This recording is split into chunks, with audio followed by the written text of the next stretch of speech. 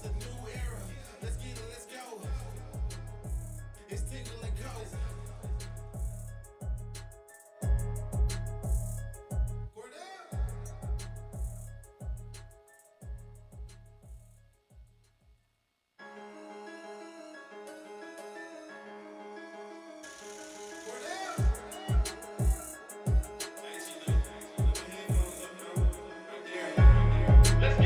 It's Tingle Co. Go keep with the show. It's a new era. Let's get it, let's go. It's Tingle Co. What up, Lloyd? What up, Lloyd? You can call me him. I'm Shane Dixon in the whip with them RPMs.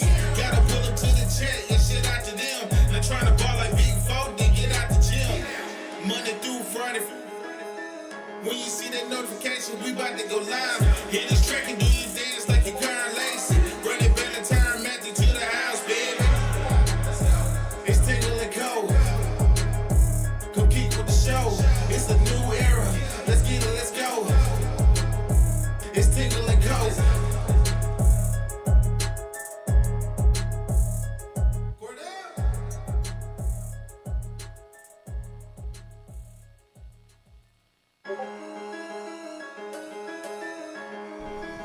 All right, good morning and welcome in here on this Tuesday morning as we are live from our Southern Regional Medical Center studios. Shout out to the team here at SRMC as they house Tingle Co, brought to you by FANDUEL. FANDUEL Sportsbook brings you our show every single day. Every time you see Tingle Co, think of FANDUEL Sportsbook. Go download the app, go to the website. I'm opening it up right now, checking it in. You know what? I'm actually going to check in on Wyatt. Wyatt, how was your day yesterday? Yeah, you cocky little Via our fucker. friends over at FanDuel, Wyatt had a great weekend. Boy, Felt real good going into Monday. I started with $20 on Friday. I built it up, betting nothing but $10 to win $10 to $110 starting yesterday. And then you bought There Batman. is nothing left. There is nothing left.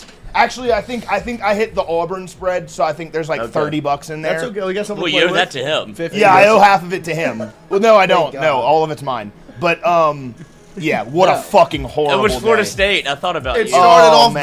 bad. It started off bad. I'll The tell you Florida what, I State had game. the script for the entire weekend. What I got wrong was I really liked the 2-0 teams that lost yesterday to the Right. 2-1. If I just flipped that, Yep. I am rolling in Yep. money right now. Yep. Well, But it's okay. Next year, we're good. if my aunt had wheels, she'd be a bike. Well, next year LSU's going to be in it, and everything's going to be completely different. Teams are actually going to know how to play baseball. There you go. No, it's the same every year. The only one I was confident in This has been yesterday. this has been objectively the unbelievable. wildest regional ever. Yeah, it's been. I mean, the one original and two weekend. go down. 1 and 2 both are out. I mean, you have a super regional of Troy versus Little Rock. That's so I awesome. hope it's Little Rock That's hosting. so I want it to be awesome. Little Rock I don't know so how bad. does that work. The NCAA decides based off of lodging and stuff like that, and Okay. logistical things if they think they can host or who I has see. the better chance of Well, hosting a regional. why don't they just use Arkansas Stadium?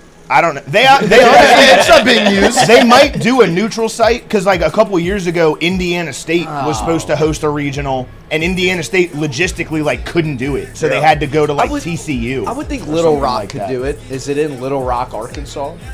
If I would I had think one so. guess, Then I would hope they can What a do it. fucking idiot.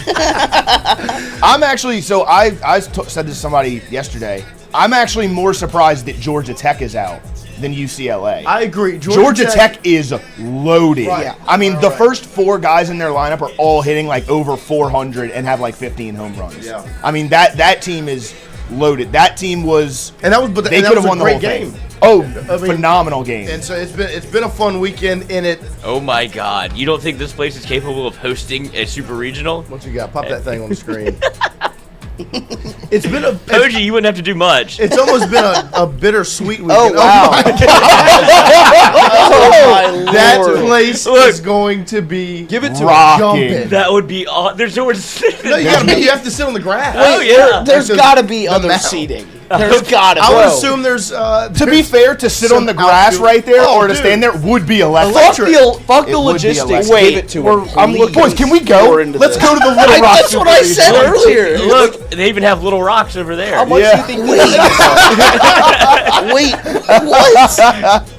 I get. I mean, Are really, those seats? Look, and listen, I'm not laughing at them. I'm No, laughing with No, them. I want them to win the whole thing. Me too. I'm on their bandwagon. All right, is it Dickey Stevens Park? Is that the name of I it? just typed in Arkansas Little Rock baseball. were those seats? That's I mean, Gary it's a 6-hour drive to Little Rock. Gary Hogan Field, baby. Gary And Hogan then- Field. If they we play go. in Troy, a 5-hour drive. So we're about the same distance either way, fellas. If we want to take a road trip this weekend, I would imagine tickets are a lot for that little stadium. There's no way. Oh, they're I they're, mean, they're, I actually they're building a don't new think they'd be they're a building lot. a new stadium. Well, now because they're a powerhouse. Yeah, they have are. to. They've got the renderings. Up. Oh, there really is just like no seating. Yeah, how can they ask for tickets? There's nowhere to Walk- sit. walk on Just up. walk in. Like, If you work for the athletic department at Little Rock, you're panicking. Oh, you're freaking Hey, out. Oh, 100%. It would we be can't. great. We can't have a do- super. We can't. So there's Lose. there's one area of seating and it's right behind home plate, and then the rest is just Yeah, grass. 30 and- seats. Hell yeah. That is. It's for friends crazy. and family. Yeah, exactly. Wow. That is I incredible. will say, Awesome. They can't host. That's unfortunate. yeah. There's no way you can choose that. Well, like, there's no way you can. But pick them I'm as the assuming host. Troy is Let's- not much better. I'm Yeah, on but it. I would assume I'm on it. is. I better. think it probably is too. And so, look, I would love to.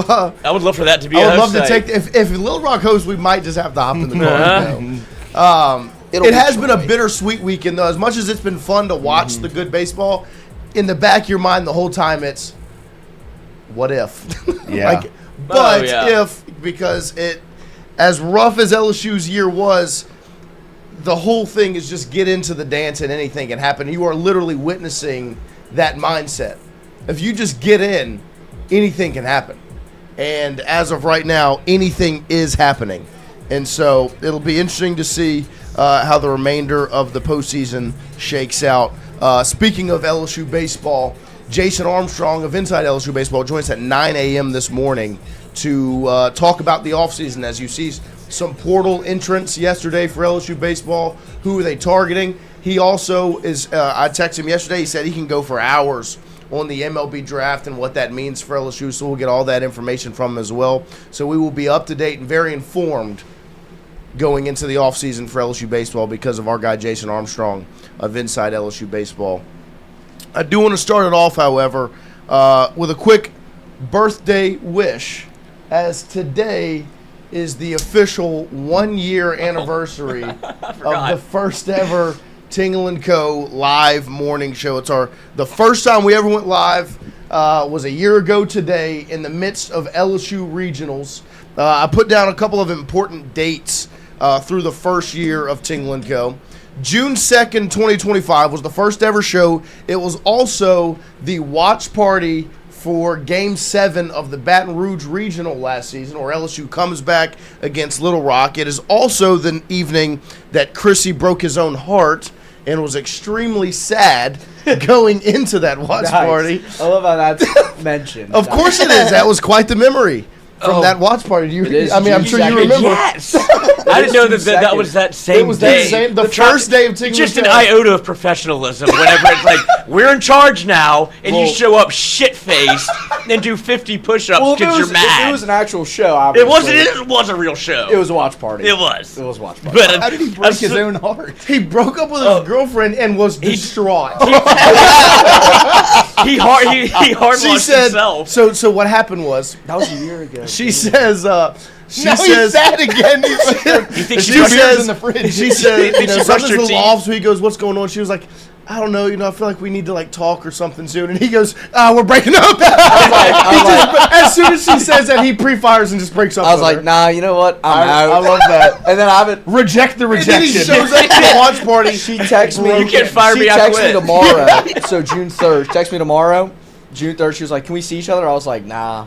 Haven't talked Just to her never since. spoke to her, but showed up to the watch party distraught. No, was not distraught. Drunk. I see him in the parking lot. I'm getting the stuff, and he goes, "Hey, Lloyd." I was like, what is wrong with you? He was like, "You drunk?" He And goes, it was Game 7 of the Baton Rouge Regional. He asked The me. biggest game of The biggest LSU's game of He the doesn't year. have time for this. Yeah. And he goes, "Can you go get me 2 beers?" And I was like, 2 beers? Well, it was just getting started. Well, see, the I thing think you was, only had time. I think you had 2 left in you. I didn't plan on breaking up with her that day. That's not why I was drunk. I was drunk because Brady and Luke came up. We were day drinking on, I guess that was Sunday. Or no, that was Monday. They came up. It was so Monday. my roommates were there. We were day drinking. Well, I get in the car and I'm like, oh, my girlfriend's back from vacation. Let me call her or whatever. And then I'm like, oh, well, I have to break up with her. Like, being drunk, I was like, all right, well, I'm going to break up with her. And then broke up with her. And then I was like, oh, well, I need to keep drinking now. That was electric. And then, what not a good memory. So that was the first day. That was a year ago today. It was the first day of Tingle Co. And then on June 11th, right, 9 days later, our channel gets banned. Hell yeah. We do a show, and our guy Ken Folk has Rest in peace. a Nerf gun on the stream. And the next day we show up to the studio to fire up the stream, and it just says, you cannot go live. And me and Lloyd look at each other like, Been here before. that's not good. And so literally 9 days in to doing this thing, channel banned. And it's also the day we're leaving for Omaha. So June 14th was the first show live from the Party Box. Shout out to our fellows with the Party Box as we rode the RV up to Omaha, Nebraska, and we went live from inside the RV. Then 2 days later, we change places, and we end up at a hotel, and we do one of the things that gets brought up the most when people talk about Tingle Co., like when I run into people, is the memory of us doing the show from the hotel, where I'm sitting in a chair between the 2 beds, and Christian and Lloyd are laying in their own individual beds under the covers with the microphone in their hand. And so that was June 16th. And then Well, the best part of that is it was Noah in one bed, me in the other, and Christian was sitting down, and Noah looked at the camera and goes, I can't do this. no, I can't. It's just not. I was like, I didn't even think twice about that. This is You're living the awesome. dream. Yeah, it's like, this is what I've always wanted to do. And then 2 days later, we're back in that hotel room in the evening, doing a stream post LSU Arkansas walk-off. Craziest game ever, June 18th last year. And there it is right there. And it was quite the time. And then, of course, there's the College World Series final, where we end up in our 3rd location of Omaha. Went from the Party Box, actually 4th, Party Box to a one-night stay at the Wood Spring Suites, which was quite the experience. Oh. Then we get to a nice hotel where we did the stream. And then we end up in an Airbnb. Shout out to my dad, Lloyd's mom, everyone for making Tom Granning. Tom Granning, of course, the Party Box fellas for making sure we stayed alive in Omaha because it was rough. But then the College World Series finals happened. LSU wins their 8th national championship. We're in Charles Schwab. We got to go onto the field after with our media crews. The whole thing, it was awesome. All within the first month of Tingle Co. We get back from Omaha. And June 26th is the first time we met Seth Dardar, who of course becomes a staple of Tingle Co. And just a little peek into the future, I believe will become more of a staple of Tingle Co. as we continue on. And then the next day, June 27th, we have Tiger Tuba Kent, the first meeting of Tiger Tuba Kent. Yeah. The discovery, some would say, the first ever interview he did was that next day. Then July 9th, we have Ahmad Bro in. July 28th, Keelan Moses. July 29th, Cohen Eccles. So we go through 3 awesome interviews with some LSU football players. Keelan Moses, once again, still might be the best interview we've ever done at Tingle Co. as he absolutely crushed it. August 29th, about a month later, we do a show from the road on the way to Clemson. August 30th, LSU goes 1-0. Finally, we got to witness that live in person. And we, of course, went live before the game, planned to go live after the game, but ended up having to walk quite the distance to get back to the Airbnb. Ended up hitching a ride with a random person at the gas station. Nice. To get from the gas station to our Airbnb. Yep. Worked out just fine. Did not do that. You did not. The night before, Christian did a great job on some street interviews. Yes. Then got back to the Airbnb and was the worst person I've ever met in my life. That wasn't me. That was Turkey. But it's okay because it was part of the bonding. It was a great time. Devin Snowhold DeMayo came, hang out with us, the whole thing. It was a great weekend. And so when Poggi was essentially adopted into our family was that weekend. If you go watch the video of the last play from that game, I'm videoing Harold Perkins go after Cade Klubnik. Ball goes incomplete. I flip the camera, and it's Poggi wrapping his arm around my neck, screaming in my ears. Awesome. And then, of course, throughout football seasons, we got to do post-game shows and watch parties with Rohan Davey and Kevin Falk, which is just Sublime. an outstanding experience to sit and talk ball with those fellas. And to be able to sit and watch entire football games with Rohan Davey and Kevin Falk. I mean, we sat and watched the entire Ole Miss loss on the couch with Kevin Falk and Rohan Davey and got their breakdown of everything that was happening. Awesome experience. Shout out to Ro and Kev, of course. And then, of course, October 27th, BK gets fired. Yes. A month later, Kiffin gets hired. And so we go through within the first year. We've now seen a national championship. We see an LSU coach get fired, and the biggest hiring, maybe the most exciting hire LSU's ever made from a football standpoint, all within a month.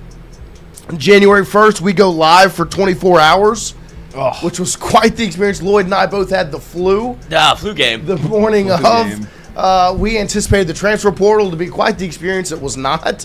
Nothing happened. I learned how the air but it was a great conditioner worked time. here. We did. Rohan Davey, of course, comes and hangs out with us for hours. Shout out to Ro, obviously.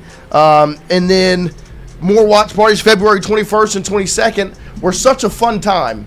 We go live for LSU's weekend in Jacksonville, where LSU defeats Indiana, Notre Dame, UCF. It was a great time to be alive. Everything baseball-wise went downhill after that.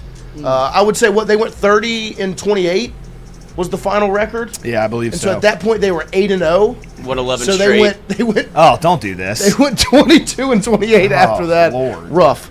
And so we got to experience that. And then March 27th, Will Wade gets hired back, which was a beautiful moment. April 23rd, we hit the road. We go to Stark Vegas, hang out in Starkville, do shows live from Katie's condo. Shout out to Katie. We appreciate her support, obviously. May 5th, Will Wade sits right there. We interview Will Wade. First interview he does in Baton Rouge since being back at LSU. May 21st, Coach O gets hired, and now we are here. What a year it has been, fellas. And you forgot about one individual that might be the biggest superstar we ever have. I already know exactly where he's going with this. Let's go. Our guy, shout out. Bo. Shout out to Bo. Bo knows. Shout out to Bo, man. Tiger Tuba Kent's grandson. Chunk. Absolute legend. But just a quick shout out to everybody that's watching, everybody that supported us throughout this first year. It has been quite the roller coaster of a year. Just like I walked you through the roller coaster it has been, but man, has it been a pretty awesome experience to get to do this. Of course, it was just me, Lloyd, and Christian at first. Our family has grown. Wyatt, Poggi, thank you all for tagging along, becoming part of this team. Of course, the fellas here at Southern Regional. We appreciate Charles, Jason, Kevin, BJ, the whole team here as they've adopted us, allowed us to take over this room and just become a part of their team, really. And then, of course, our past studio. We've had 2 studios now. It does feel like we found our home. Yes. Yeah. But, of course, the team over at Indigo, as they took great care of us for the majority of that first year.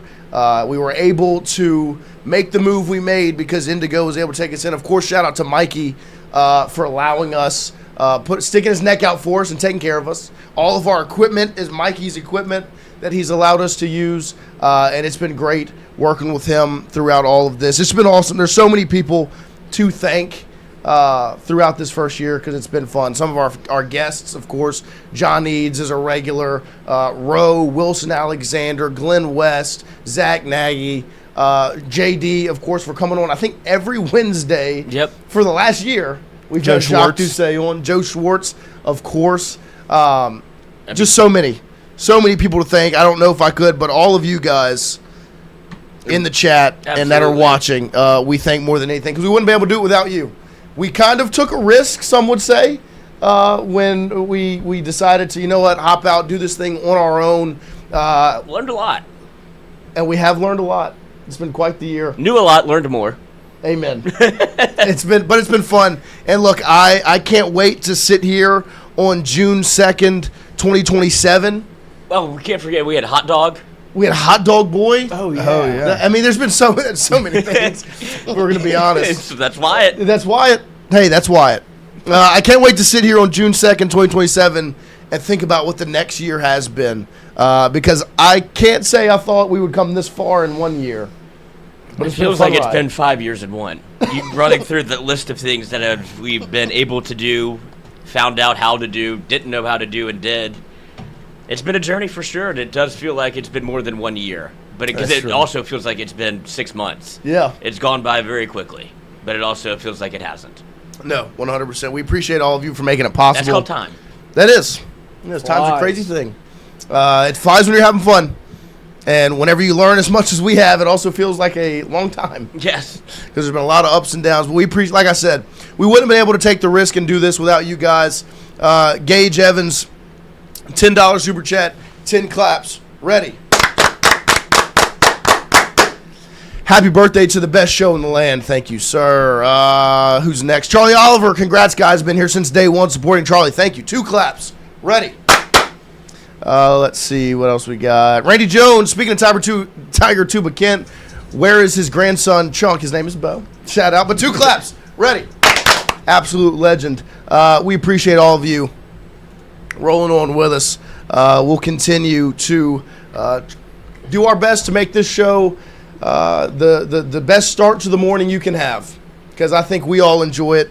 Lloyd, it's been a fun year, buddy. Thank you, I sir. appreciate you deciding to take this ride with me and pull this thing off. And none of this is truly possible without Noah. Let's all be honest here. I don't think anybody else has really grabbed the reins more than he has and kind of steered this ship. I'm just along for the ride. So It's been excellent, sir. And thank you to all of you over there in the goon corner. This is the Our happiest goon we've wall right seen here, our baby. parents in a long time.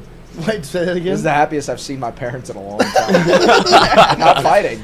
I don't think we fight very We don't often. fight often. No, I'm kidding, but think back to some moments, and I'm happy we're out of them now. Hey, It's all part Hey, of it's the all it's all perspective, part of the Christian. year, baby.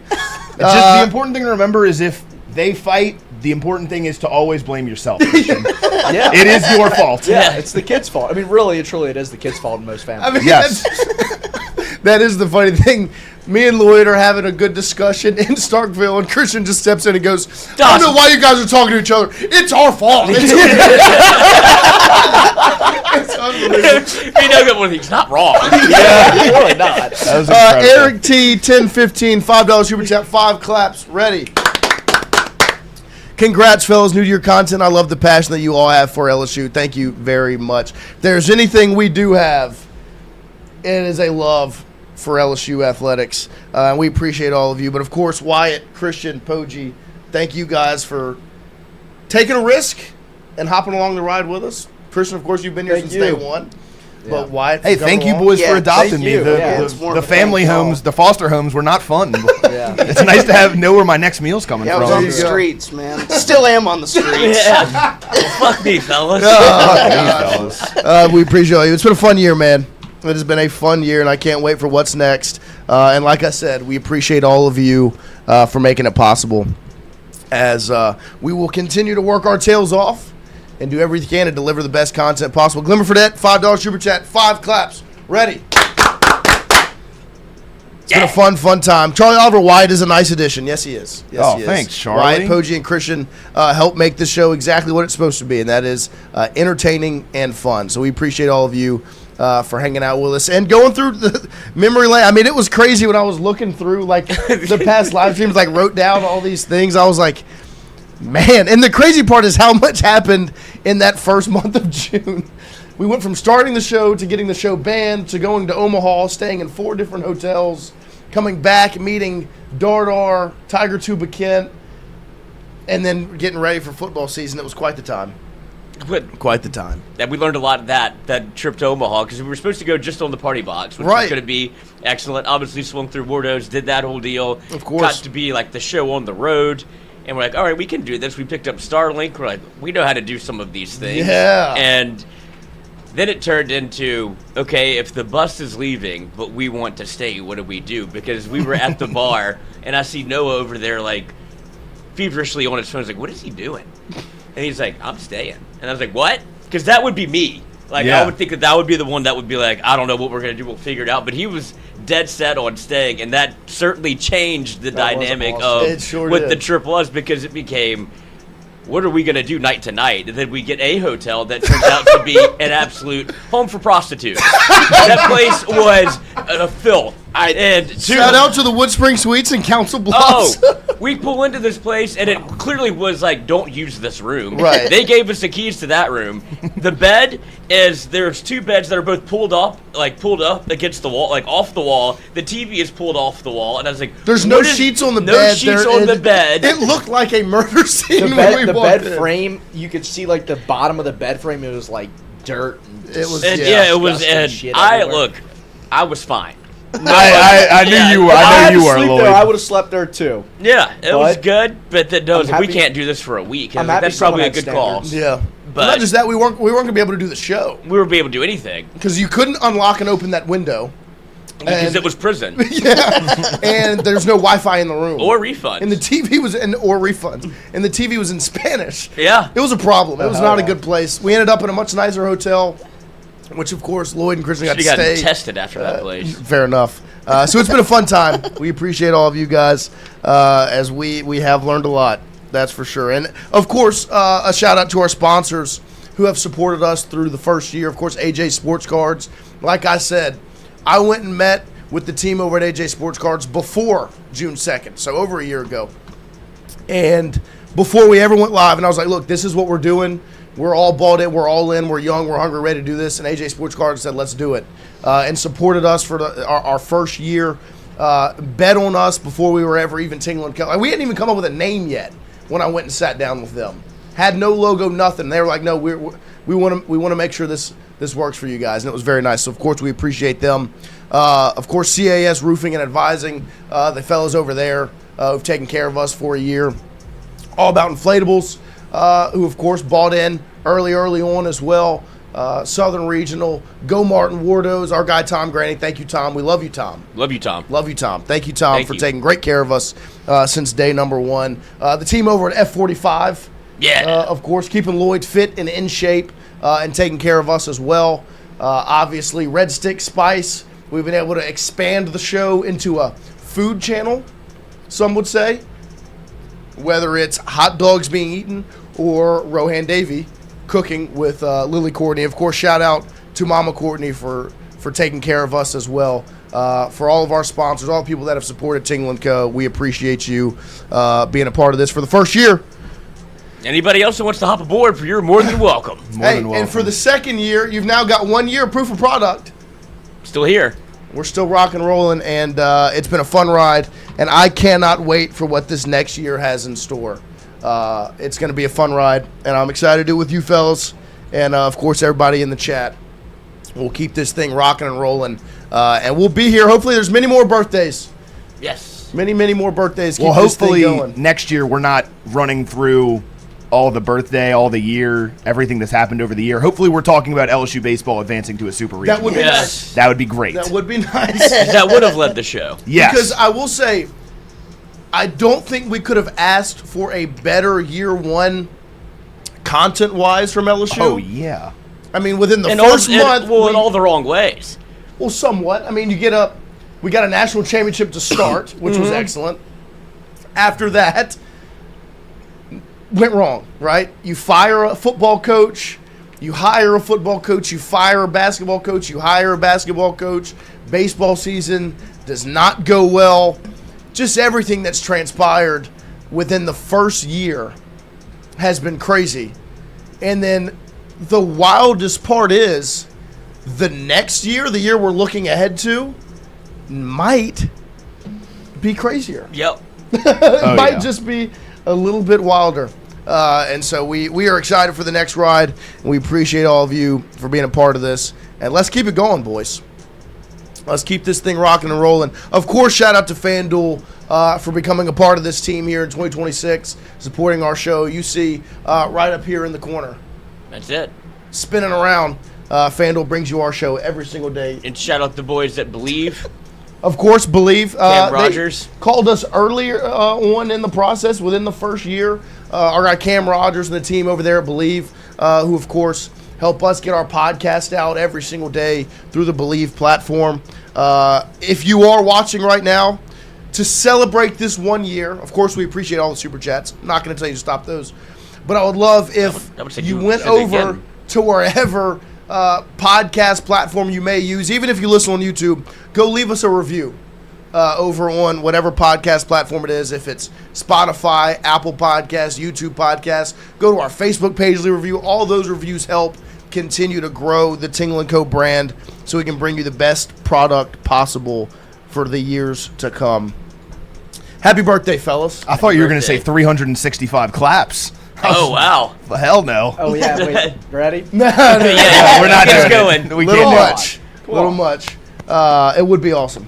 It would be awesome. And so I'm excited for what's next. But happy birthday to all you boys. Let's Happy keep this birthday, thing rolling. boys. Absolutely. Thanks, guys. What Tingle kind of Co to birthday the cake are we boys. getting? I don't know. Fudgy the whale. That's what I've been thinking. I did think about bringing a birthday Cake cake. in. farts.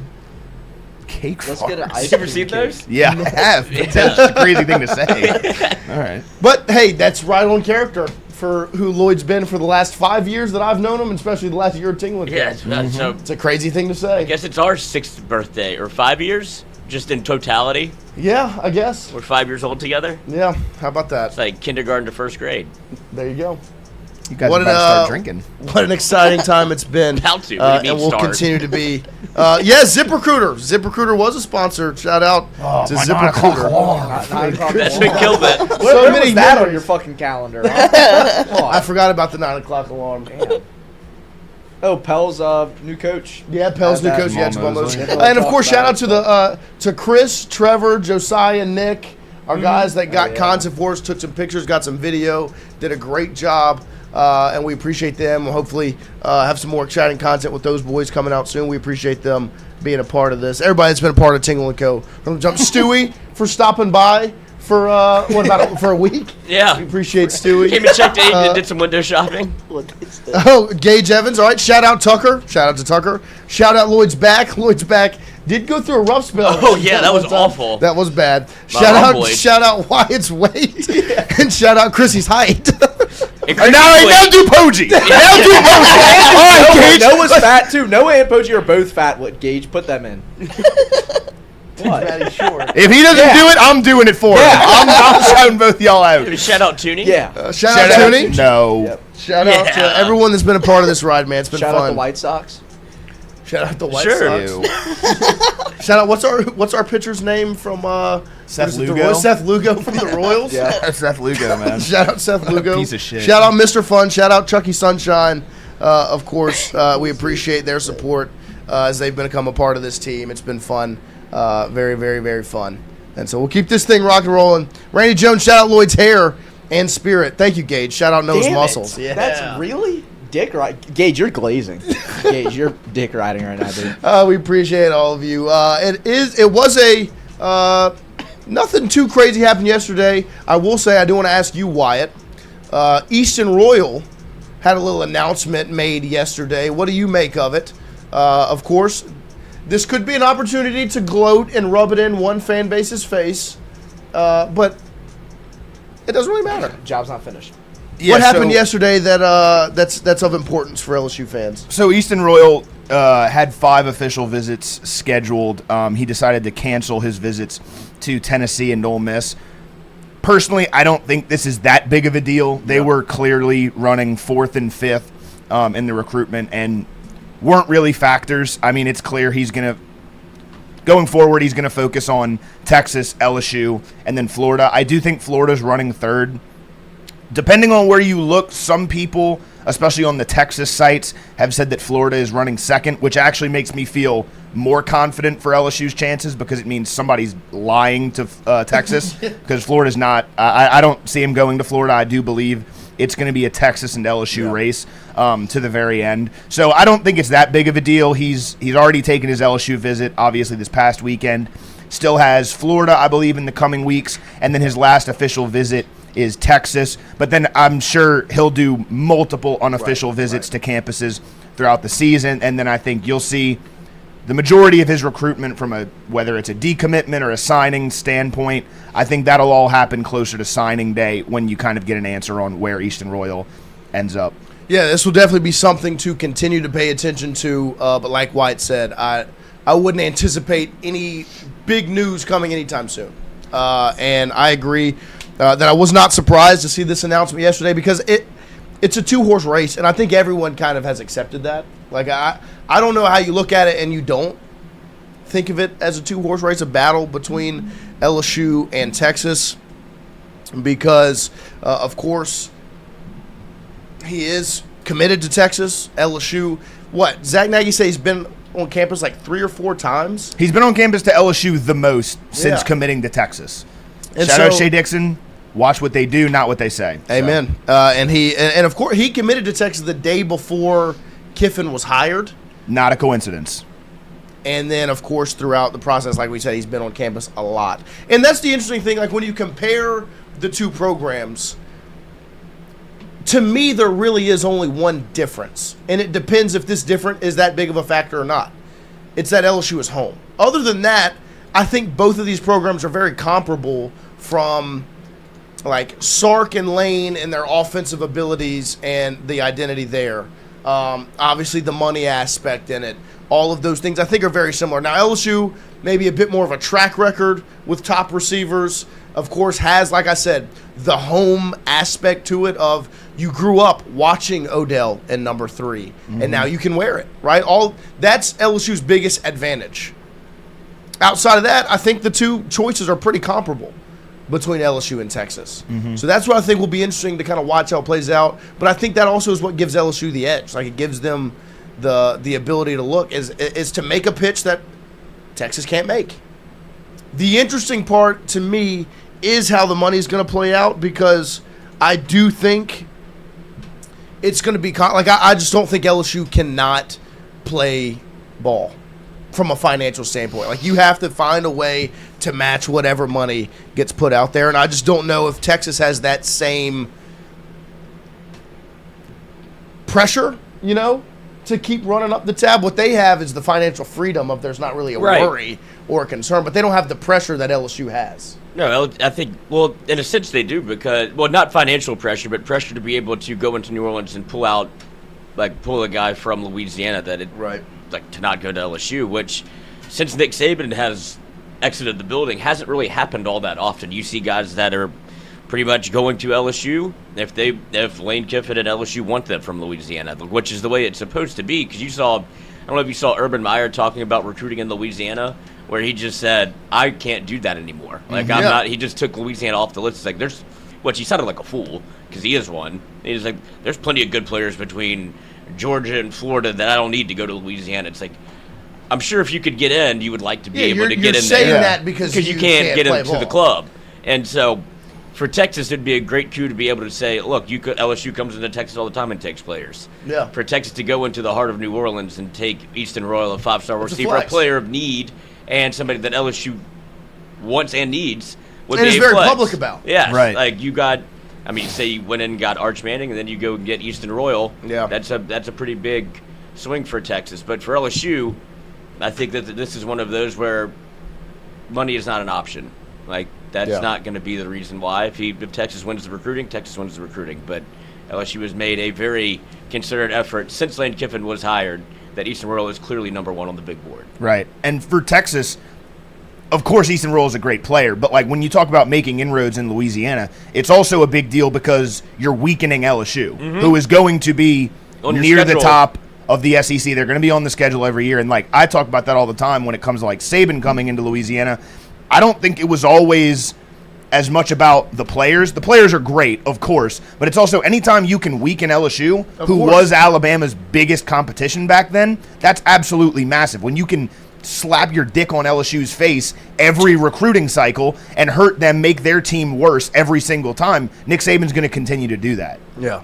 No, I mean, anytime you can go into Louisiana, you can take the best player out of the state, it is a flex, because that is the LSU advantage, is you get to recruit your state and there's no competition in your state. And so when out-of-state schools can come in and snag the best player, it hurts you, without a doubt. So who's on Texas's staff Who's their Louisiana connection? They hired Brandon Jalute. Harris. And they hired Jabbar Jalute too. They did hire Jabbar Jalute. Yeah, I thought, believe. because obviously Brandon Harris is there, Yeah. and then I remembered them hiring Jabbar Jalute, and so they, and that's the thing. Like, you will notice with a lot of these staffs, they find a way to bring a New Orleans or Louisiana guy into their staff because it is, if you can just cherry pick and snag a player here and there, it's huge. And so it'll be interesting to see how it all plays out. But like Wyatt said, I think it will be a process that the closer you get to signing day, you will learn more. But, of course, an announcement yesterday that the visits to Tennessee and Ole Miss are canceled, and the only remaining visits are Florida and Texas. Why were you surprised to see Florida still on the visit list? Because I know we both think it's like a two-horse race between LSU and Texas. Were you surprised to see Florida still in the mix? No, I think it's more of a courtesy thing. I do think he likes John Summerall. Yeah. And actually, as much as I don't think that John Summerall is a phenomenal head football coach, and I do think, he doesn't find that level of success at Florida that everyone wants him to find. The more I listen to him talk, I actually like listening to him talk. I think he's a good guy. A lot of his clips are really, really good. So I can understand why people like him. I think it's a courtesy thing. I do think he likes Florida, but at the end of the day, I think they're running third, and I think it's really a two-horse race. I think they're running well behind. They're a couple furlongs behind There you Texas go. and LSU, I would say. If you think it's the New Orleans thing, him being at Tulane and then probably have a connection with Easton Royal, he Yeah. goes to Yeah. a Power 4 program at Florida. Is like, look, I don't know if I could have gotten you to Tulane, but now I'm at Florida. Do you think that this Yeah. is something you'd be interested in? I think it is like courtesy, but also There's that relationship There's there. a relationship Yeah. there from New Orleans. 100%. And you say Summerall's a lunatic, by Yeah. the way. Like, I don't know how much of it is an act and how much of it like he's trying to just. If there wasn't Lane Kiffin, there would be Summerall. Like, I think he wants to be in that arena of somebody that disrupts and tries to make like a lot of, I guess, go viral in a way where he wants to be relevant, and he sees himself as the conduit to making your program relevant, and it's just a little odd. It is. I do think he'll be good at Florida. I think it just comes down to how much does Florida actually want to win. You know what I mean? Like, that's really the conversation in today's day and age anyways, is how much buy-in can the coach create, and then how much are you willing to actually invest and buy in on that message. And I Right. think that's why LSU had to go the direction they went, because this was the only coach that would instill the buy-in and the excitement that has been instilled and allowed them to do what they've done this offseason, because they have dominated the offseason. Of course.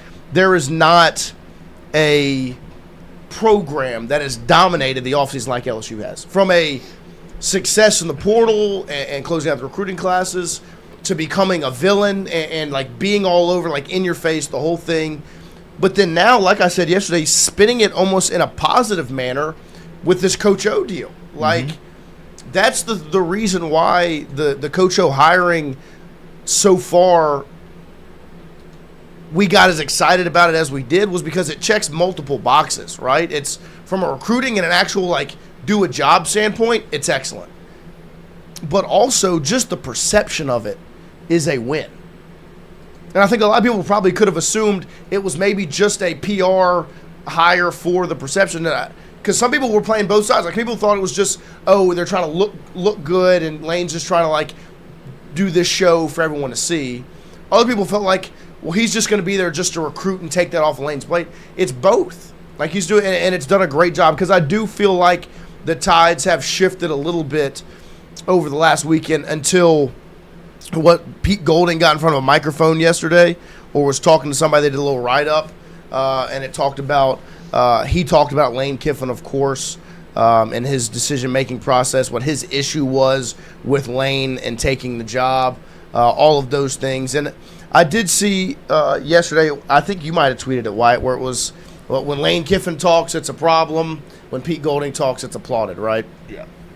And so the quote from Pete Golding was, "My issue with Lane was what he did to other people around him, the position they were put in, and the perception of what it was. I just told him, I'm not going to sit here and tell you I can respect that, because I don't. I can understand the competitive part, but not the rest of it with the players and other people in this building." Which is kind of word salad in a sense. Like, he's not really saying a lot of substance. And it's like I said, he's got one of the easiest jobs from a public perception standpoint, Pete Golding does, because he can just say whatever he wants against Lane Kiffin, and it will be applauded. He also says that he never considered leaving for LSU with Lane Kiffin. He said, that's not why I came here. This had been going on for 2 years. You weren't invited. Whether Lane was going to leave, even the Florida talk the year before, I was like, hey, bro, I love you, but don't get it twisted. I didn't come here for you. Like I said, in these situations, just taking the blinders off and the performance, the charade that's in front of everyone's faces, there is a blueprint and a rubric to a lot of these things. Lane Kiffin going to Mardi Gras and St. Patrick's Day and doing those things, there was a blueprint for that, right? Now, it comes down to the coach's willingness to do it, but it wins the fan base over. Tyler Shuck going to, what did he go to, Drago's the first night he was in New Orleans? Why did he do that? Because you know the story that got blown up about Derek Carr was what? Chipotle. He went to Chipotle. It is the easiest thing to do in sports is just look at the mistakes that were made before you and play the other side and win everyone over. Pete Golding is just doing the same thing. Whether he believes what he's saying or not, whether if any of it's true, and I'm not calling him a liar, I'm just saying it's the easiest thing to do is just follow the blueprint and go, well, if I say all these things, it'll fire my fan base up and it'll make my program applauded in the opposing aspect of what LSU is being looked at like. And so I think it is funny that these are the things that get brought up, the questions that get asked, and the conversations that come up, because I think Andrew Messina's right. Pete would do the same thing Lane did if a power like LSU wanted to hire him. That's why what he's doing right now is just following the blueprint of how do I get people to be on my side. I say these things. I check these boxes. I look at what maybe went wrong on the other side, and I do the opposite of that to be right. It's the easiest thing to do in sports. Well, and it's also like a thing of like, let me not go too far overboard where it's like I'm burning bridges. Because he does say in this article, I think we might have said it in the quote, or we did not. He said, we're not enemies. Like, me and Lane are on good terms. Right. We still talk. And it's like, okay, so clearly you're either trying to call him out or you're not. You kind of need to pick one. Yeah. But he is playing the blueprint in the sense of like, I'm not going to call him out. I'm not going to burn that bridge. But I am going to call him out for something that he really wasn't even in control of. Yeah, he's not going to call Lane out. What he's going to do is pick and prod and not, like you're saying, not call him out, but throw a word salad out to you that sounds like it so that he can be viewed positively. And look, I'm not going to disrespect the man for doing it because I can't blame him. That's your job. Your job is to do what's best for your program.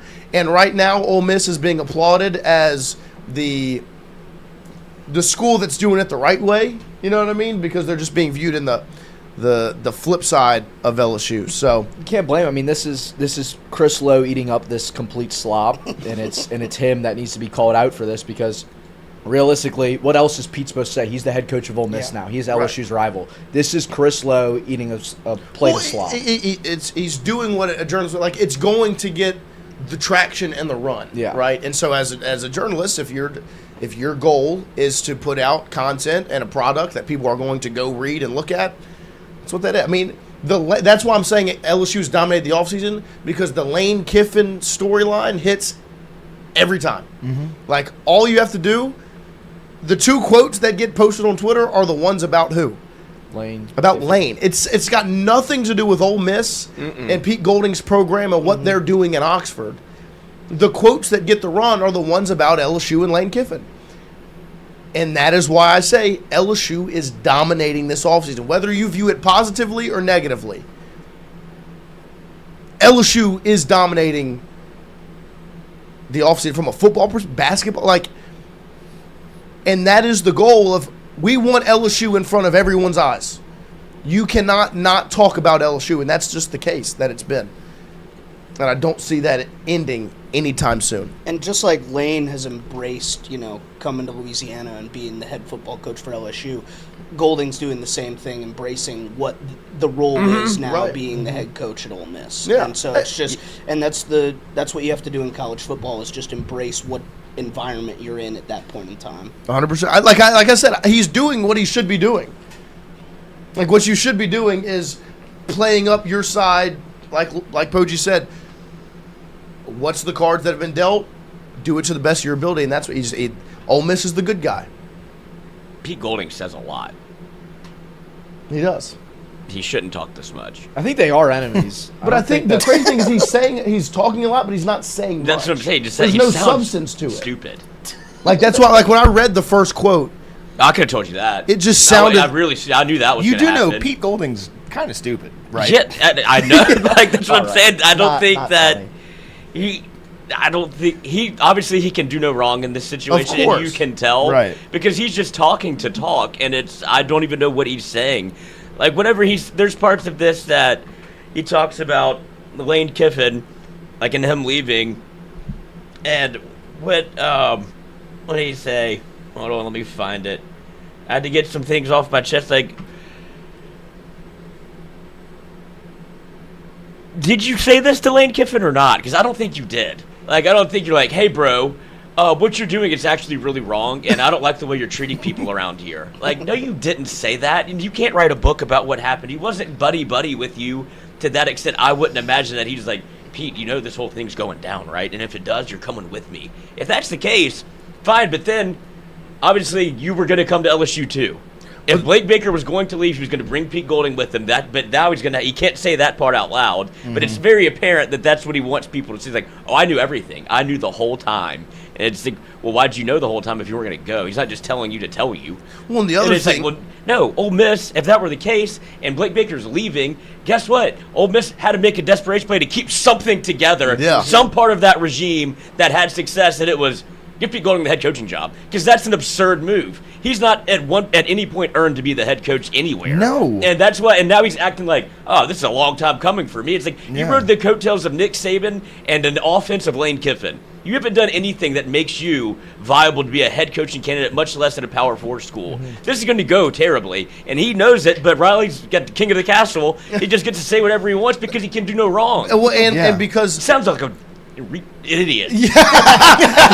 happy first birthday. Yeah. And that's Ridiculous. The other thing is Lane Kiffin isn't going to say, Pete never said that. Like, he's not going to go and yeah, say, Pete, keep talking. yeah, like, and so that's why I liked Wyatt's point of when Lane speaks, it's just, oh, it's a problem and it's wrong and you're talking too much. But when Pete does it, Well, specifically when you're talking about the other school. Like Right. when Lane talks about Ole Miss, everything on Twitter is, oh, he can't stop thinking about us. Why does he keep talking about... And then when Pete says it, like, there's literally Ole Miss fans, like, quote tweeting, like, wow, Pete Golding, he's built of the right stuff. Yeah. He's got the head coach DNA. The motherfucker had mediocre defenses at Alabama. Yeah. You know how fucking bad of a defensive coordinator you have to be with Will Anderson to have mediocre fucking defenses, you idiot? And then at Ole Miss, they went from mediocre... They're bad. Like, just objectively just bad. People don't look at Like- Ole Miss and go, watch out for the defense. Yeah, you remember in 2020 when Lane Kiffin dropped 48 on Alabama?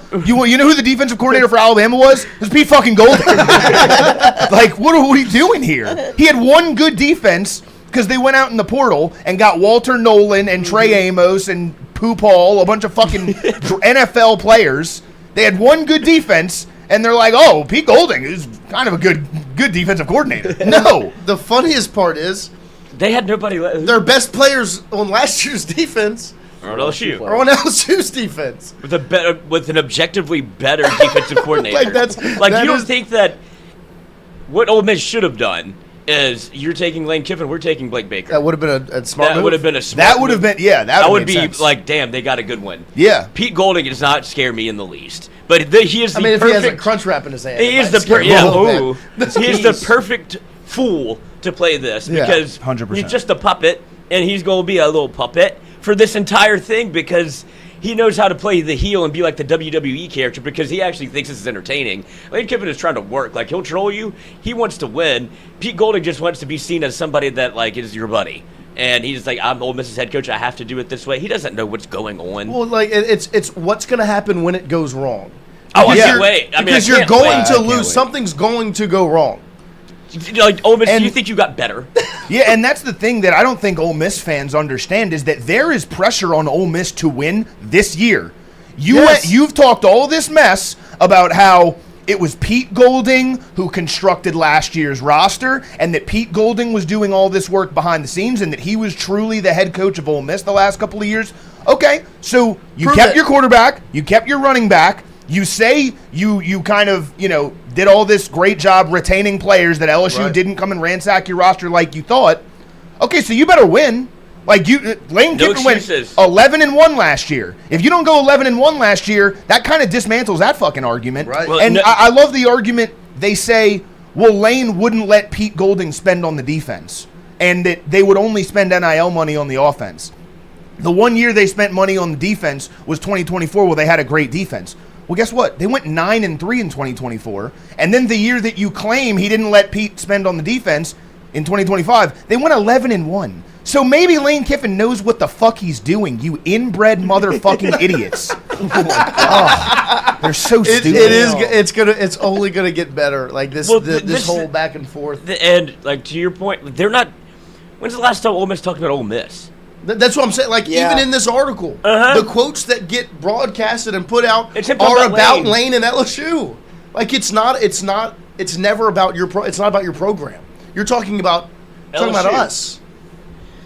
Like that's, and so it's just. I mean, we're what, 4 months into this thing? 3 months into? It was November. So what's that? Yeah, it's been almost. So it's been about 6 months. Mm-hmm. How do you not know the whole story by now? Like, it's still that's why I almost feel bad for them, because it's at no point they've been able to talk about their program, because they can't stop talking about Lane Kiffin. Right. And Pete Golding should take this opportunity to be like, you have the best quarterback in the country. Right. The best running back in the country. Like, talk about your football team. Right. Like, you have ample opportunity during the season to be like, I'm not talking about that anymore. 100%. Like, I want to talk about my pro. It's And like, I would no, he's like, respect I want to that. talk about. He's like, I would talk about Lane Kiffin. Yeah. Like, I wasn't going with him. Yeah, Because nobody cares. it's an ego thing. It's let me prop myself. Let me do. He's pretending.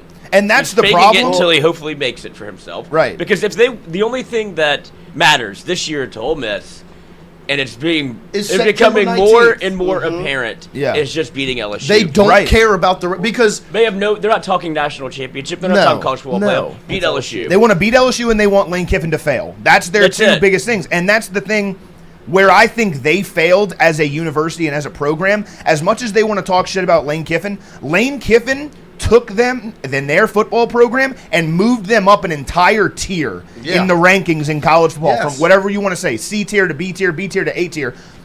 You had a really big opportunity to go out and hire a good head football coach and continue to have maybe not that same level of success, but keep yourself in whatever tier Lane Kiffin put you in. By hiring Pete Golding, you basically said, fuck all that. We're just going to go for the optics play and try and make Lane Kiffin and LSU look bad instead of doing what's best for our actual program and our university, which it's going to come back and bite them in the ass. I don't think they're going to be bad this year, 2 years from now, 3 years from now. And that's what Lane said. That's exactly what Lane said, and I think that's exactly what his point was. Build a program, like when he actually has to do the job. Yeah. As of right now, he doesn't. He doesn't. Like, he was able to just keep those guys that are good, and it'll maybe hold the rope for this year. That conversation changes, and then you actually have to be a head coach. And that's what's funny, because even to Ole Miss, when you look at, you say 3 years down the road, right? Where will LSU be and where will Ole Miss be, which is what Lane Kiffin was saying. Right. They'll just point back to 2026 or whatever. What year would it be? Like for LSU Ole Miss first year. Yeah. If they win, they'll be like, we'll beat you. 100%. And it's like, it's 2030 now. Like, who cares? LSU has been to the college football playoff twice. Where have you been? You haven't made a bowl game in 2 years. Like, and you're right. They really, from just the whole perspective, if Pete knew this whole time that Lane Kiffin was leaving, why would you not tell somebody? Yeah, do something Like, do you care about Ole Miss? No, he doesn't. Clearly not. No. So, Pete Golding, you're not some superhero for Ole Miss. You're not some Ole Miss. You're not the Reb. Like, you're not the mascot you want to be for Ole Miss. If you didn't, you clearly had an opportunity to help. You looked at it selfishly and said, I could be the head coach. Yes. Not what's best for the university. And if he cared about Ole Miss, the rest of this article would actually be talking about his Ole football Miss. team. But if you read the quotes in this article, I mean, the last quote of the entire article is, it's the same way now that I'm the head coach here. I'm going to outwork them. That's always worked for me. The rest of it, I'll leave to everybody else. And that's not even the only one. There's other ones in here. He's just talking about his coaching carousel of, like, from when he was in FCS Division II school to where he is now. It's like, dude, so it was you don't give a fuck about your program. Yeah. You care about yourself.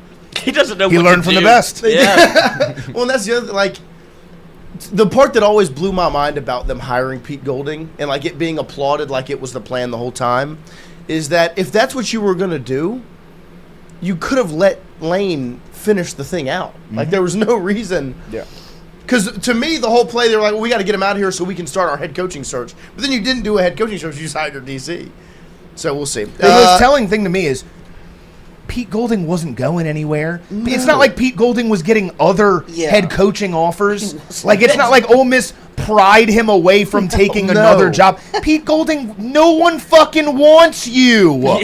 Even Ole Miss fans up before last year didn't want you as the defensive coordinator, and now you're the fucking great white hope. No one gives a fuck about you, Pete Golding. That's what it's going to be. Like, they have convinced themselves that this isn't even a conversation. It was always Pete Golding. It wasn't. It's unbelievable, their brain. Like, it's just like, no, it wasn't. You wanted to keep your coach. You were chanting, we want Lane. We want Lane at the Florida game. I don't know why they don't just accept that it was a pride play on why they got rid of Lane earlier than what they did, because realistically, that's what it is, and that's okay. LSU, if a coach was leaving for Ole Miss or Alabama, LSU would also fire their head coach. So I don't know why they need to make this excuse like, oh, we were going to hire Pete the whole time. Like, no, dude, like, it's okay. Like, relax.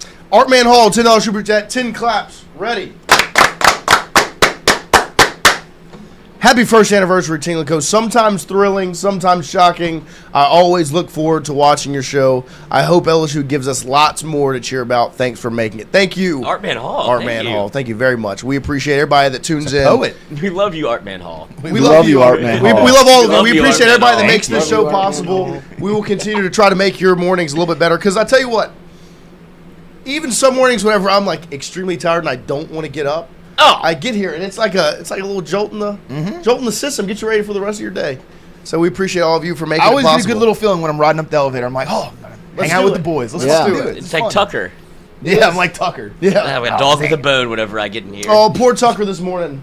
He was very sad. He thought he was coming to work with me this morning, but he had to get dropped off at the vet. He likes that more. He got all man, what you fired doing up. with that knife, bro? Take that knife away, bro. We'll take a quick break here. We'll come back with more Tingle Co. We're going to talk LSU baseball offseason with Jason Armstrong of Inside LSU Baseball. As LSU, 5 players enter the portal? Yes. Yesterday, so we'll talk about that. We'll talk about what LSU that might go after in the portal, the game plan, and, of course, the MLB draft and what that means for Jay Johnson and the Tigers. We'll talk that right after this. Woo! Ward Branning III, fondly known by family and friends as WARDO. In 2019, the oldest brother of the tribe passed away unexpectedly. His remaining siblings and loved ones wanted to honor his memory in a special way. In 2022, Ward's family decided to combine the need for a sandwich shop in downtown NATCHEZ with a desire to pay tribute to Ward's love of good friends, good times, and great food. Through blood, sweat, tears, and countless hours of hard work, WARDO'S was born.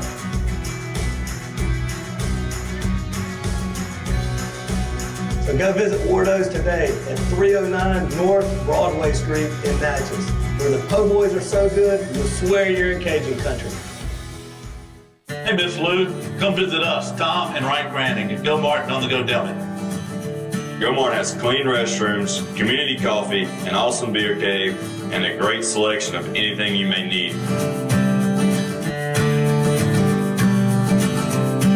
Located at the corner of Highland Boulevard and Highway 61 South in Natchez.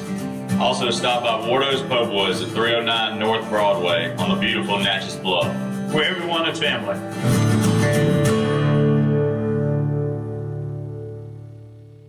When it comes to your home, the roof over your head matters. At CAS Roofing, we don't just install shingles, we build peace of mind. With years of experience and a commitment to craftsmanship, our team shows up on time, gets the job done right, and treats every project like it's our own home. Whether it's a repair, a replacement, or storm damage that caught you off guard, CAS Roofing is ready. We're local, we're dependable, and we stand behind every nail, every shingle, and every promise we make. Because at the end of the day, it's not just about roofing, it's about protecting what matters most. CAS Roofing, built on trust, backed by quality.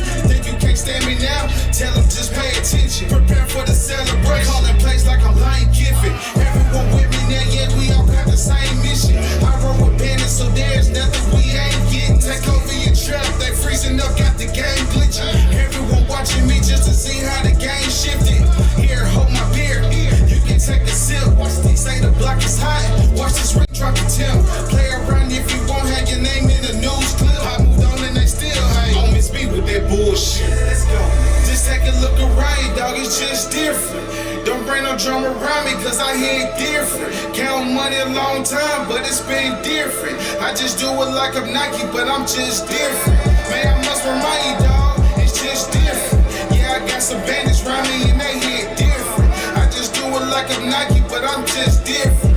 We just different. It's just different.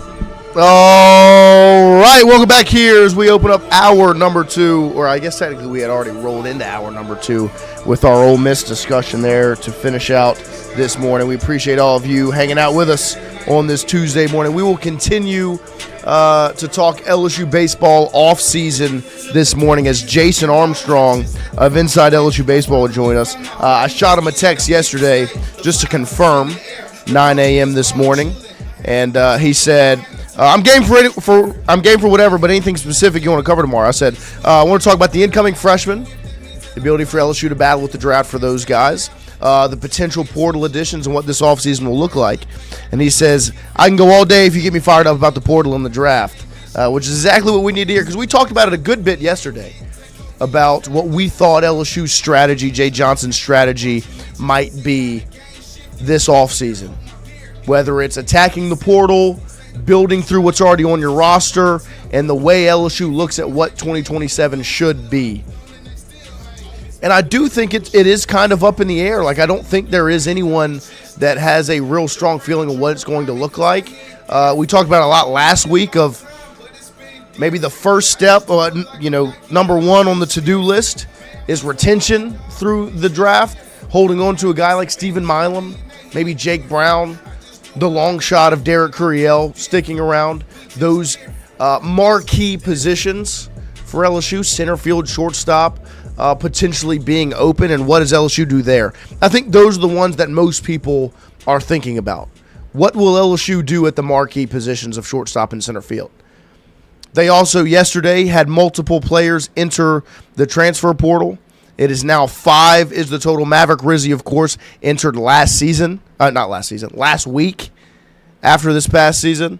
And then yesterday, Jaden Noot, Daniel Harden, Trent Caraway, and DJ Primeaux announce their decisions to enter the transfer portal and do what's best for them and take the next step and where they head. And so, of course, it'll be interesting to talk to Jason about his thoughts on what he thought, his reaction when those names entered. Was anyone surprised by any of the names that entered yesterday? Primeaux, Caraway, Harden, Noot. Any surprise there? Was it kind of, I'm not going to say expected, but not that shocking to see? I wouldn't say surprised. The only one, Daniel Harden was, I think there was a chance he could have stayed. I think he's a very talented player. Obviously didn't play his best baseball in 2026, but also didn't get regular playing time, which factors into that. That's the only one that I think I'm a little – the word's not surprised. I think it was maybe 50-50. He obviously had a decision to make, and he decided to enter the portal, which, fair play to him. Yeah. Wish them all luck in the future, and of course, hope they can go somewhere and find some regular playing time and find success. 100%. No, I completely agree. It'll be interesting to see where those guys end up. Of course, we wish them the best of luck in their next stops and what's next for them in their baseball careers. But it will be interesting now that you're seeing, because 3 of the 5 are pitchers. Yeah. And so, of course, you have the freshmen from last year. You will have incoming freshmen as well. But how does LSU attack the portal? I think that's where most people, when they think portal, that's where their focus is, right? Like, is going to get arms to add, because you are bringing back your entire weekend rotation of Cooper Moore, William Schmidt, Case, and Evans. But this is now 3 of your 5 that have entered the portal are your bullpen guys. And so the conversation will be, okay, that would probably be high on the list in the portal, is go get some depth pitching-wise, or are you battling with the draft? And that's what I'm very, very interested in talking to Jason about, is the draft and what it means from a high school prospect standpoint. 1 second. Because I'm just not informed on it. It is a hard thing to stay up to date on, is the battle with the MLB draft on these incoming freshmen, these high school prospects, because it's not the most easy, accessible thing. You see here, LSU commits. The top 2 are pitchers. Number 5 is a pitcher. What else we got? Number 10 is a pitcher. So that the first 4 one, of the second 10. one, third one, yes. I mean, it's pitchers throughout the list. And so, of course, and that's one thing they have done well, is they have recruited pitching extremely well, right? I mean, 2 of the 2 freshman pitchers last year, Ricken and Paz, were very good. Mm-hmm. You would expect them to take a jump. And so we'll get into that conversation here with Jason as he joins us. Jason Armstrong, who covers LSU over at Inside LSU Baseball. Jason, good morning. Thank you for joining us. Hey, what's up, guys? How we doing? Good to. How was your vacation? Good to talk to you again. Yeah, man, it was good. It rained almost every day I was in Florida, but I watched a ton of baseball, and it was good to be away. So. Well, there you go. It was an exciting weekend of baseball, that's for sure. I will start with this before we get into the actual LSU offseason. Is it bittersweet to watch regional play right now with everything all the wild losses and upsets that have been happening, and going, man, if LSU could have just got into the dance, truly anything could have happened? Yeah, man, that's the whole thing is regardless of how the season's going, and you have people that are always like, what's it matter? This team can't win anything, and they stink. Who cares how many wins they get to? But it's like, you just have to get there, because players improve, things happen that don't make any sense at all, and so you just got to get in, man, and there's no telling what can happen. So yeah, and one part of me is like, man, but at the other side of it, it's kind of nice, because I can watch these games and it's fun, but I'm not like sweating, Yeah. I'll watch LSU play Northwestern State on a Tuesday night, and I'm having panic attacks. Right. So it's nice to watch some baseball without being without it being so nerve-wracking. No, for sure. It is nice to just sit back and enjoy baseball and It's not have a heart attack Well, while it's you're so watching. hard to enjoy it whenever you see these teams that are playing and losing, and it makes you just think that, like, what if LSU had gotten in? That's where my brain goes. It's not so much like, oh, I'm glad I'm not a part of this. It's, damn, if LSU just would have gotten to the dance, what could have been? Because I will always contend they weren't that bad this year. They just didn't win games that they needed to win. And you're seeing teams that I don't think anybody was very good this year. It's all college baseball is just like one big amalgamation of whoever wins at the end. It's not like you would think UCLA, wire to wire, number 1 team in the country, lose. Who else? Like when you have who else got eliminated? Georgia Tech. Georgia Tech gets eliminated. Teams that have won 50 games, they go out and they play against the Northeastern and lose and get eliminated. So it's just, what could LSU have done in a regional? And then you look around and see where would they have been when the dust settled. Yeah, and I think like what you saw in the SEC tournament was more like what this LSU team is than what we saw. And look, it's not an excuse, but I mean, if you just think back going into the Ole Miss series, I mean, the last 5 series losses we had were to Ole Miss, A&M, Mississippi State, Georgia, and Florida. So my whole thing was always, man, if we could just play teams outside of this conference, you know, you might be okay if you could just get there. But you know, we played really good teams, and that's just how it goes sometimes, man. But yeah, it's disappointing, but I can still watch it and enjoy it. So it's been an exciting round of regionals, and I think we're going to have some really good super regionals coming up. And then I'll just get started on the LSU offseason. To me, number 1 on the to-do list is the battle with the draft, obviously, whether that's high school players or retaining guys that are on your roster. I'll start with the retention aspect of it. The 3 names that have obviously come up often with Derek Curiel, Jake Brown, and Stephen Milam. To me, of course, and we've had this conversation, I feel like Curiel is on his way to being a top 20 draft pick, which will be a hard conversation to even try to get him back to campus. But who knows? But the other 2, what do you think the possibility, we've obviously talked about this a lot, of Milam and Brown coming back, and if they do or if they don't, what does it mean for LSU? Yeah, so first of all, I'll tell you, Curiel, in next year's draft, so like look at where he's projected right now. I think I have his average draft position, let's see here. I can't find it, but I think I've seen him like from 13 to 15, you know, he's really high up there. Yeah. I asked a couple of people yesterday, where would he be ranked in next year's draft? And he'd be like number 10, like right behind Chase Fralick. So you're not talking about like he comes back and he's the 3rd pick in the draft. Right. He's going to get $4 million. And so, you know, it's more of a thing of like Curiel can play in the big leagues and they want you to be young, the younger the better. And so, no, he does have leverage, which is unlike the other guys. So I can make a case for both, but most likely I just don't see a scenario where Derek Curiel's back. I think Jake Brown, what you're hoping for is if he gets into the 3rd round, okay? And so Jake Brown right now's average pick is like 69, all right? And the thing about that is that pick 69 puts you in that competitive balance round B. It is right before, like the 3rd round starts at like 76, okay? I think if he gets out of the 2nd round,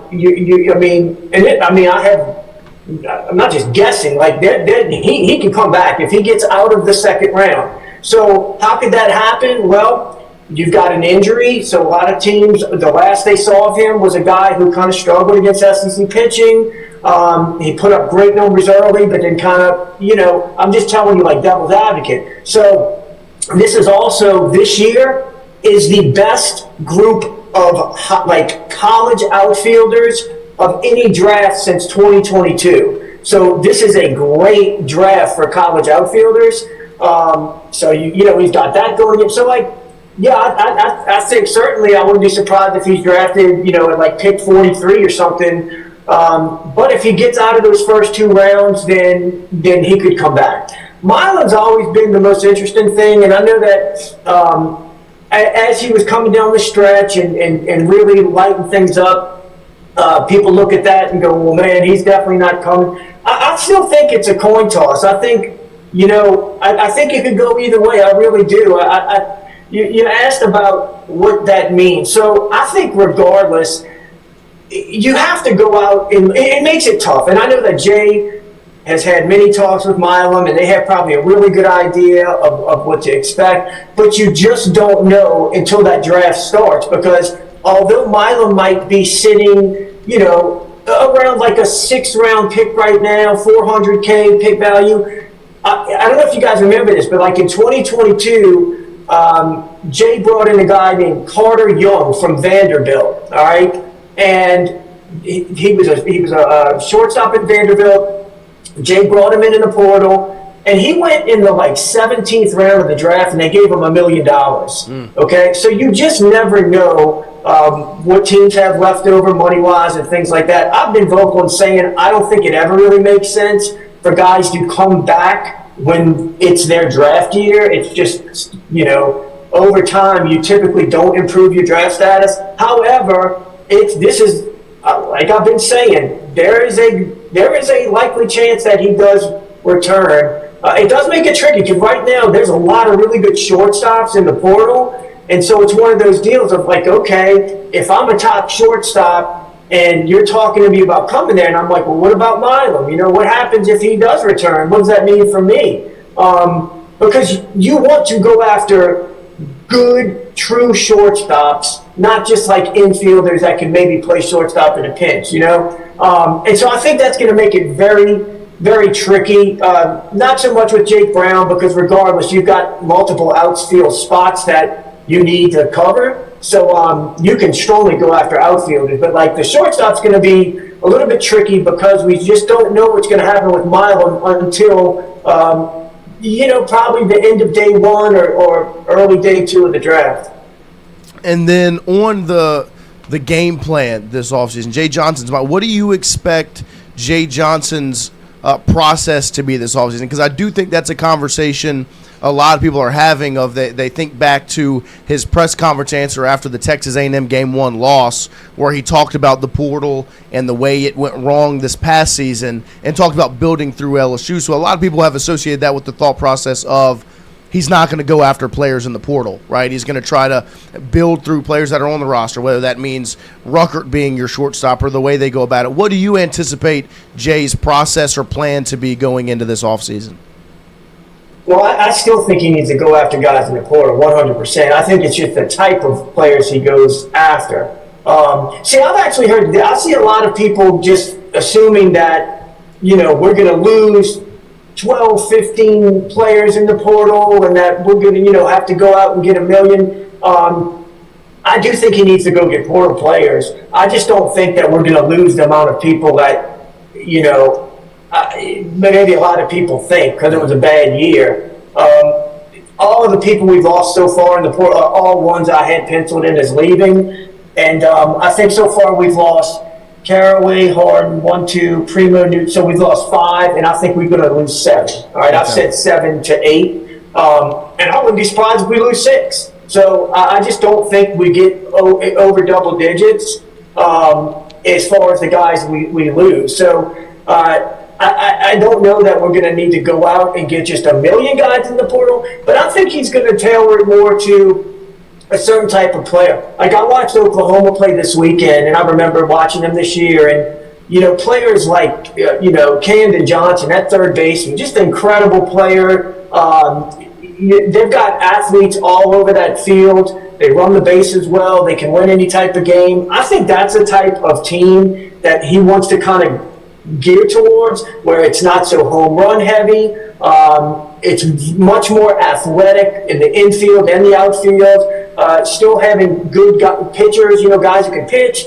But that's kind of what I see him going for, rather than okay, this guy hit 22 home runs at a mid-major last year, so let's bring that guy in to DH or play first base. So I think that kind of strategy is different. I mean, personally, I have my things that I hope. I think we need to be. There's kind of a couple of ways you can go after pitchers. You can go after the big stuff guys, right? Like a Joey Volchko from Georgia. Guys who maybe haven't done it yet, but they have big upside, a lot of draft attention, big stuff. I think LSU has those type of pitchers. I think we need to go after proven strike throwers with like starting experience. We don't need to be going after guys who are relievers. You go after a guy that's got good numbers, but he's a reliever at a not that anything wrong with this guy, but like a Santi Garcia. He's never been a starter. He was a true reliever. Yeah. I think that you need to go target like mid-major starting pitchers, and one of those guys may even come in and be a starter for you, but more likely those guys transition to the bullpen. If you watch Kentucky play this weekend, they had a guy, Jack Bennett, who was one of the best pitchers last year for Western Kentucky. Well, he comes in and he's a reliever for Kentucky, and I mean, he just nails. He's up there in hostile territory, game on the line. He can throw 3 pitches for strikes, not going to overpower you. But like those type of guys, you want to have to fill out your bullpen, not just guys with big stuff that you don't know if they're going to throw strikes or not. So that's how I think. I do think you need to go after a frontline pitcher. I've mentioned this guy. He's not in the portal. Smith Bailey from Arizona. Like, I would love to get a guy like that. And what's funny, because back in April, he was like on my wish list, and I saw an article the other day from Arizona baseball, and they were like, the headline was like, Smith Bailey plans to return. I'm like, hold on, why y'all talking about that? You know what I mean? So I do think you need to bring in a Luke Holman, a guy like that. That's a proven pitcher that can come in and be a rotation guy. But I also think you need to go target some of these mid-major starters that can compete for the rotation, but also can fill out your bullpen. Yeah. And then on the draft front, to continue that, the one aspect of the draft that I think a lot of us are very interested in, but it's not the easiest information to access, is the battle with the draft for high school prospects, for incoming freshmen. Where do you see LSU in that front on battling with the draft, and what do they have in this upcoming class? That obviously, when LSU's been really good, they've had freshmen that have stepped up, answered the call, and been key parts of those winning seasons. So it's a big class. You got 24 guys in the class, okay? Right now, at the top, and this changes like by the day, I think we're going to get like 13 of them to campus, okay? Which is a lot. I don't even know how you make room for all of them, to be honest with you. I don't know if there's some guys that you have to say, hey, look, maybe, come see what happens. I don't know if like you could tell a guy, look, maybe go a different route once your team fills out, because you're going to get a lot of guys through this draft that make it to campus. Now, a lot of these guys are very good players. I think it gets interesting because you've got a handful of guys that are in that like 3rd to 5th round. Like you don't have a ton of guys that are like first rounders in this draft coming up. But what you do, I mean, you have one left-handed pitcher that's definitely not going to make it to campus. Everybody else is there's probably 3 or 4 I'd say are coming to campus, but you're talking about guys that are in between like that 3rd to 4th round, which they're getting 600,000 to 700,000 in slot values, things like that. But these are guys that could go either way, So I look at the biggest thing for me in the draft is the outfield situation, because there's really 5 outfielders. 4 of them are true outfielders. One's just like a guy that they're going to stick in the outfield who's an extreme power hitter. But you've got 5 outfielders, okay? As long as you don't lose all of them, that's my biggest concern. We have to get some of these because they are electric. They're like very athletic outfielders that wouldn't surprise me if they get drafted in the 3rd round, but also wouldn't surprise me if they end up on campus. And so, like, that's the position I'm most concerned with. There's enough right-handed pitchers in this class, enough left-handed pitchers in this class to where if you lose some, you get some, you're going to be fine. You're going to get most of the infielders that we have in this class to campus. And so, that's what I'm targeting is the outfield situation. I'm just concerned that we lose all 5 of those guys because these are players that are going to play for multiple years and like step in and they can make an impact. They're dynamic players that have been famous on like the travel circuit in high school, and so those are the guys that I'm looking at most closely. But look, these are all good players. Even the guys that aren't getting draft attention, like think about a guy like Mason Braun. Yeah. He was never going to go in the draft, but look how good of a player he is. Right. But he can't help his stature, right? The draft is all about projection. It's not about your stats. Or they're looking at, is this guy somebody who we can see growing or getting better in certain areas? If you're maxed out, they already know what you are. And so we have a lot of players that are very good players that can be very good college players that aren't going to get a lot of draft attention, and they're going to get to campus and they can step in and help us. So I'm really excited about the class that we're bringing in. But the difficult thing is like, I don't know how you manage all this because you can't wait until the draft to start targeting your transfer portal. Like last year, we were very reactive. We lost all of these guys in the draft as well as like Ethan Fry. For a second there, it looked like Jared Jones was going to slip past the 10th round, and there was chance he could come back. But like, so we lost all those guys, and we had to be very reactive, like over the next day, and just bring in a bunch of like senior power hitters. Just not really what we're after. Especially this year and going forward. So, but yeah, man, it's Jay's going to make his money over the next 2 months because this is chaos. Yeah. What are the names of the players in the draft, the high schoolers that you're keeping your eye on closely? Yeah, so I would say Malachi Washington is an outfielder out of Parkview High School in Georgia. Nathaniel Davis is out of Bishopmore in Florida. Anthony Mersby is out of Corona High School in California, which is like a famous high school. Those 3 guys are like dynamic outfielders. All can play center field. And then Wesley Roberson is one out of Glenn Academy in Georgia. He's not ranked quite as high, but he's one that scares me because he's more of a sure thing. He's not like a big power hitter. I'm just scared somebody's going to snatch him up. But he projects as like maybe a 6th rounder or something like that, 7th rounder. But he would benefit from coming to school for sure. But those are the ones that, if you said, where do you think this class hinges on? Like, who are the difference makers? I'd say Washington, Davis, Murphy, Roberson, C.J. Weinstein is a shortstop out of Orange Lutheran. That's projecting as a, mid 5th round or so, left-handed hitting. He's a true shortstop.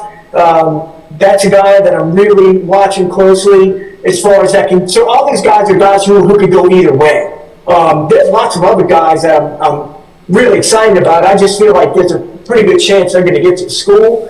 But those names that I just gave you, I say if there's one wild card, Jensen Hirschkorn is a 6'7" righty out of California that is a guy that's going to probably throw 99 to 100 at some point. He's a basketball player, had an injury, so this year in high school, he didn't take a huge step up in velocity. He had a bad back, but everything I see on him is around, the 2nd round. Now that's still a lot of money, but this is the thing. This is one of right-handed pitchers. Typically, are one of the positions that you can get through the draft. Look at William Schmidt, and this is a guy that could come to college and be a top 15, 20 pick and make $4 or $5 million. So that's a kind of a wild card that he could 100% go late 1st round. But that's one that if he falls or he says, you know what, I'm betting on going to school, I can do better than the 45th, 50th pick of the draft. He's a wild card that I would be very interested. That I'm very interested to see how that plays out when we get to July. And then on the transfer portal front, are there names or players that are in the portal that you have your eye on already for LSU to potentially, maybe you're hearing they're interested, or just that you would like LSU to go after? Yeah, man, and it's funny because every single time like a good guy enters the portal, you see like the whole LSU fan base posting like, get ready for crawfish. We want everybody, man. Right. But like the reality is that like everybody's after a lot of these same players. So I will tell you this: the main one that caught my attention, because back in April when I gave my wish list, I had no idea of anybody ever going to be in the portal, anybody who was disgruntled. But like I had like a couple of things that I go by that makes me think, hey, this is the guy that could enter. And it's the shortstop from Cal Baptist named Chris Ramirez. He's like Milo 2.0. I mean, he's not a big guy. I want to say he's 5'8", 170. He's 2-year starter, hit 389 this past year with 22 doubles, 7 homers. But like, this is the thing. He doesn't really strike out, all right? And he's got amazing, like he doesn't swing and miss. He doesn't chase. He doesn't strike. These are all like he's 99 percentile in the country in these categories. But more than that is you want a true shortstop, a defensive shortstop. And in 59 games, he committed 5 errors. He actually had more chances than Milan had this past year. So that's a 979 fielding percentage. And this is a guy that's going to be like a top 30 draft prospect next year. Which is what you want that. You want to bring in at least one guy who is going to be is a very good pro prospect, more than a guy who's just put up great stats. Because when all the scouts agree on things like that, they see tools that are going to translate. Yeah. So Chris Ramirez, and he entered the portal. That's the funny thing, is he entered the portal. So I think he would be an incredible gift. And I'm just assuming, like, let's say Milo moves on. There's a couple of other ones. Because I think that you need to bring. I'm a big believer in going and get like a guy who is playing shortstop somewhere, but he's maybe not a true shortstop at the next level, and bringing a guy like that in that can play third base for you, or even some second base. There's a guy out of Air Force, Wyatt Hanoan. He actually went to Orange Lutheran High School in California. And so, like, that's a guy who hit 357, walks a ton, doesn't strike out, had a great year as a freshman. So, like, that's another one I'm looking at. And then Bino Waters, the Notre Dame outfielder, is a guy I'm really excited about that I know we've all seen in the portal. Yeah, no, I appreciate all the insight on those names, of course, with the draft and, of course, the portal. I will ask you about the LSU players that have entered the portal, really just one kind of specifically, because I think with the majority of these names, like you've said, not anything too surprising. The one I want to ask you about is Daniel Harden. Obviously, when you think about what LSU is going to be turning over in the outfield after this season, if Curiel and Brown do leave, of course, Stanfield leaving. What was your reaction when Daniel Harden announced he was hitting the portal? Yeah, I expected that 100%. He needs to go somewhere and be able to play to be able to get better. So, that didn't surprise me one bit. And that's good for him. I think it's the right thing for both teams. And so yeah, when he can go somewhere to maybe an SEC program like a South Carolina, Missouri, jump right in and play. Or go to a good mid-major. So I think that's a good move for him. And then I want to ask about Mavrick Rizy. That will be the next one I want to talk about, because I do think the interesting thing is when you look at the draft prospects, or not draft prospects, when you look at the pitching pieces going into this season, the interesting aspect was guys that had a significant role last year, whether it was Cooper Williams, Mavrick Rizy, and then transferring into this next season, you just weren't able to see the same effect or the same impact made. Because I do think guys like that had a huge role. Like a guy like Mavrick Rizy, I mean, he had a huge role in his freshman season and on a national championship team throughout the year, and then you just didn't see that translate the next year or improve, and now you've seen him in the portal. And so I thought that was one, to me, that was somewhat surprising, because you obviously saw the pieces and the potential that he had. I mean, one of those big, tall guys, throws real fast, and was a huge part of the team prior. Were you surprised at all to see him enter the portal, and then of course maybe what that meant for the remaining guys in the pitching staff, and maybe where they might look next? Mavrick Rizy? Yeah. You asked me if I'm surprised he left? Yeah. No, not at all. I expected him to leave. Yeah. And look, he's from the Northeast, so that's a guy that can probably go to a college up that way. And you know, where probably there were schools that scouted him prior to committing to LSU. And so he'll have options, and he's got talent. And again, we're in a new era where, like, we don't need stuff guys. Yeah. We need guys that are proven strike throwers that you can count on. There's enough stuff on this roster already. So I think he needs to go somewhere and get a fresh start, and we just kind of need to get away from that.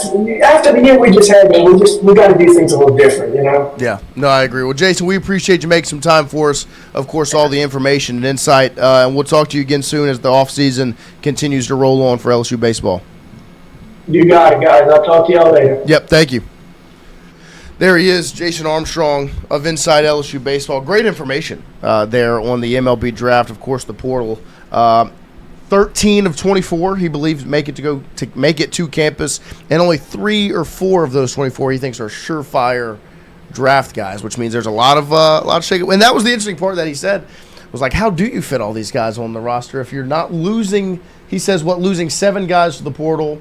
You obviously have your guys that are getting drafted and graduating or whatever, but then you're going to add potentially 13 plus freshmen and go into the transfer portal as well.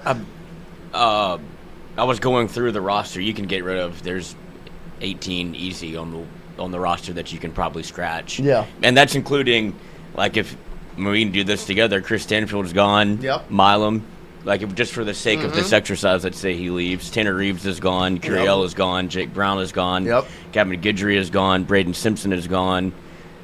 Daniel Harden is gone. Mavrick Rizy is gone.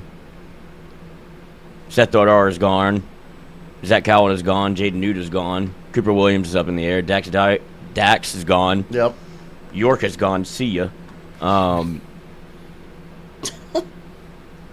Fontenot is gone. DJ Primeaux is gone. Connor Benj is gone. Trent Caraway is gone. And the potential of Devin Sheeran leaving. Yeah. And so, I mean, how many is that? That's a good bit. That's a good bit. Mm-hmm. And then the 4 outfielders' names: Malachi Washington, Nathaniel Davis, Anthony Murphy, Wesley Roberson, then C.J. Weinstein, the shortstop, Jensen Hirschhorn, the right-handed pitcher. That was the interesting one to me, where he said wild card of, like, it could be. He's like the wild card in the sense of could be a late first-round pick, but might choose to go to campus because he could be a top 10 guy. Right. It'll be 6'7" right-handed pitcher. It'll be interesting to see. But now we've got some names to keep an eye on, and I'm excited to see what the offseason looks like. Why did you know of any of the portal names that he brought up? Were any of those the guys that maybe caught your eye? Yeah, so Bino Waters, I think, is the kind of consensus number 1 or maybe top 5 guy in the portal. I think that's very high. He's probably number 1 on my wish list, especially because assuming Jake Brown and Curiel leave, Stanfield's also out of eligibility. Harden is in the portal. You're going to need 3 outfielders, not necessarily from the portal, but to field a baseball team next year. Right. You're going to need three new outfielders. So I don't know if that's William Patrick. I don't know if you go 3 guys from the portal. Obviously, I love that he brought up the guys in the freshman class. Hopefully you can get those guys through the draft.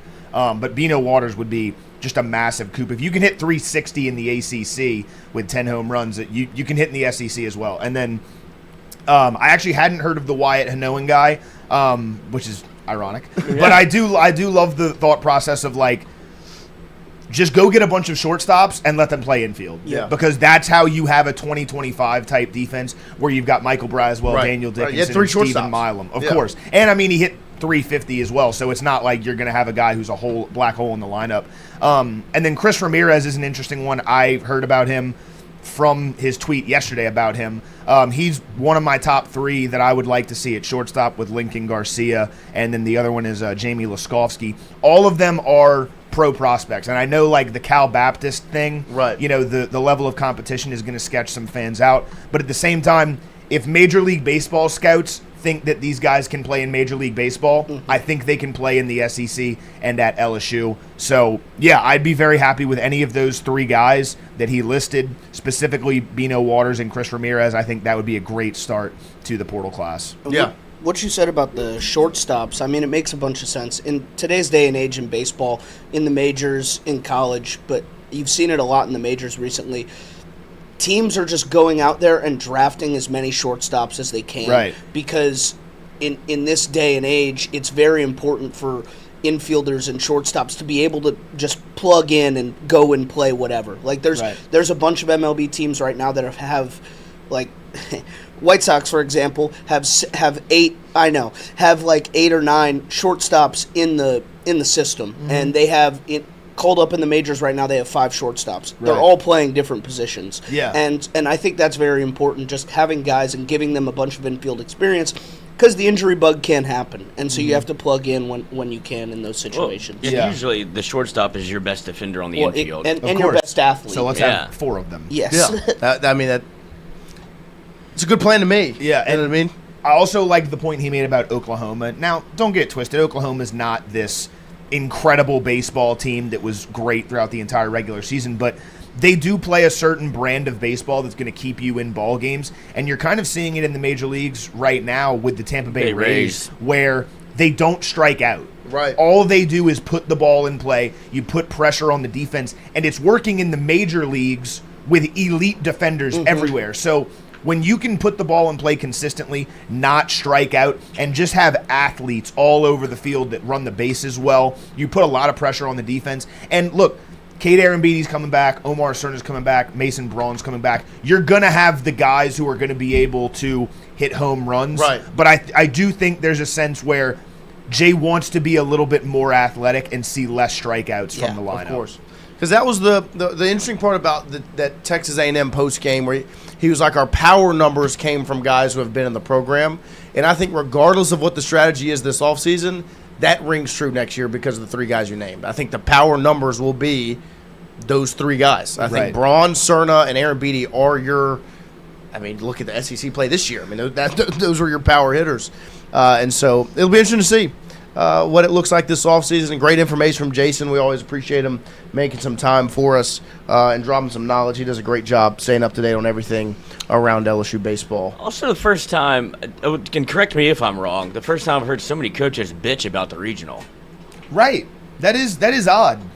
Because, I mean, it's been this way for quite some time. And now, like, the Georgia Tech coach goes, this wasn't an Omaha team. This was a national championship team. Well, you're not playing anymore, so you're not. And now you have, I believe, what was it, Auburn's coach? Butch Thompson, yeah. That came out and said, like, I don't know if we're taking into consideration the student-athlete aspect of this. And I don't care about that. I do think that the athlete part of this is important because they are having pitchers having to turn around that have thrown 100 pitches. You saw it. I forgot which team it was, but they brought somebody in that it might have been Georgia Tech. They brought somebody that threw 100 pitches. He comes in on Saturday, throws again, and he goes into the 12th and ultimately gives up a walk-off homer. It's like, well, there is a health aspect to it that you do have to concern, but that's what happens when you lose in a regional. You're going to have to fight your way through the loser's bracket, and Omaha is the same way. And that's just kind of like the super regional is the only one that kind of makes – it's a break almost. Right. And now then you get back into this pool play of you have to play a ton of baseball if you lose early. And if you don't, you are set up for success. Yeah, well, I would say what kind of makes that conversation more interesting as of recently is actually NIL. You heard Will Wade come in here and talk about it and say, like, look, there's 13, 14, 15 guys on the roster, but we're going to pay 8 to 9 of them, right? So it makes it so that 10th, 11th, 12th guy, you know, in your pitching staff may not be very good. And so you've got your guys that you're paying, but you've only got so many of them. So for regional formats and then in Omaha, you've only got so many guys and you have to use your horses. And then if one guy, God forbid, gives up a home run, you know, on his second batter and you have to take him out, now you're a little thinner than you would be had he not done that. You know what I mean? Yeah. Well, happy birthday to the show. Happy birthday, all of you fellas. Absolutely. 1 year Happy of birthday. doing this, and we'll keep it up.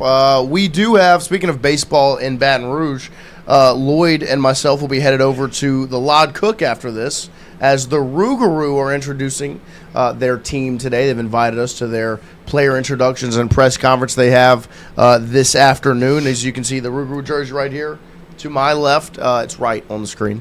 But we'll be around the Rougarou all this summer. They start this week.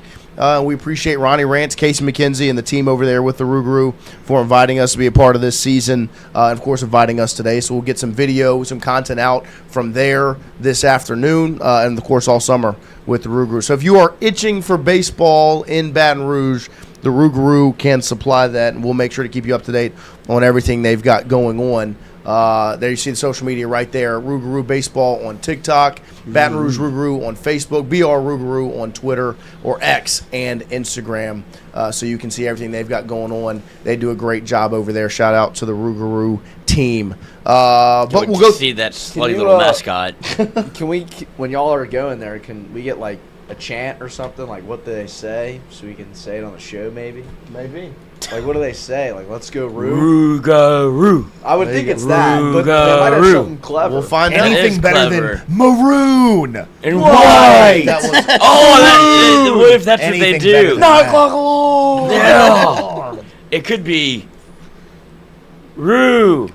Garoo. We could do. Roo. Oh, no. Garoo. We need to do the tier list of the fast food chains one of these days. We will. We We'll will. do that soon. We'll do Listen, it. when we run out of content, LSU keeps Of providing course. content for us. I've been having a sandwich renaissance recently. I'll Really? tell you what, I have had a sandwich from Chiba Hut, Subway, Jimmy John's, Jason Deli, and Jersey Mike's all within like the last week.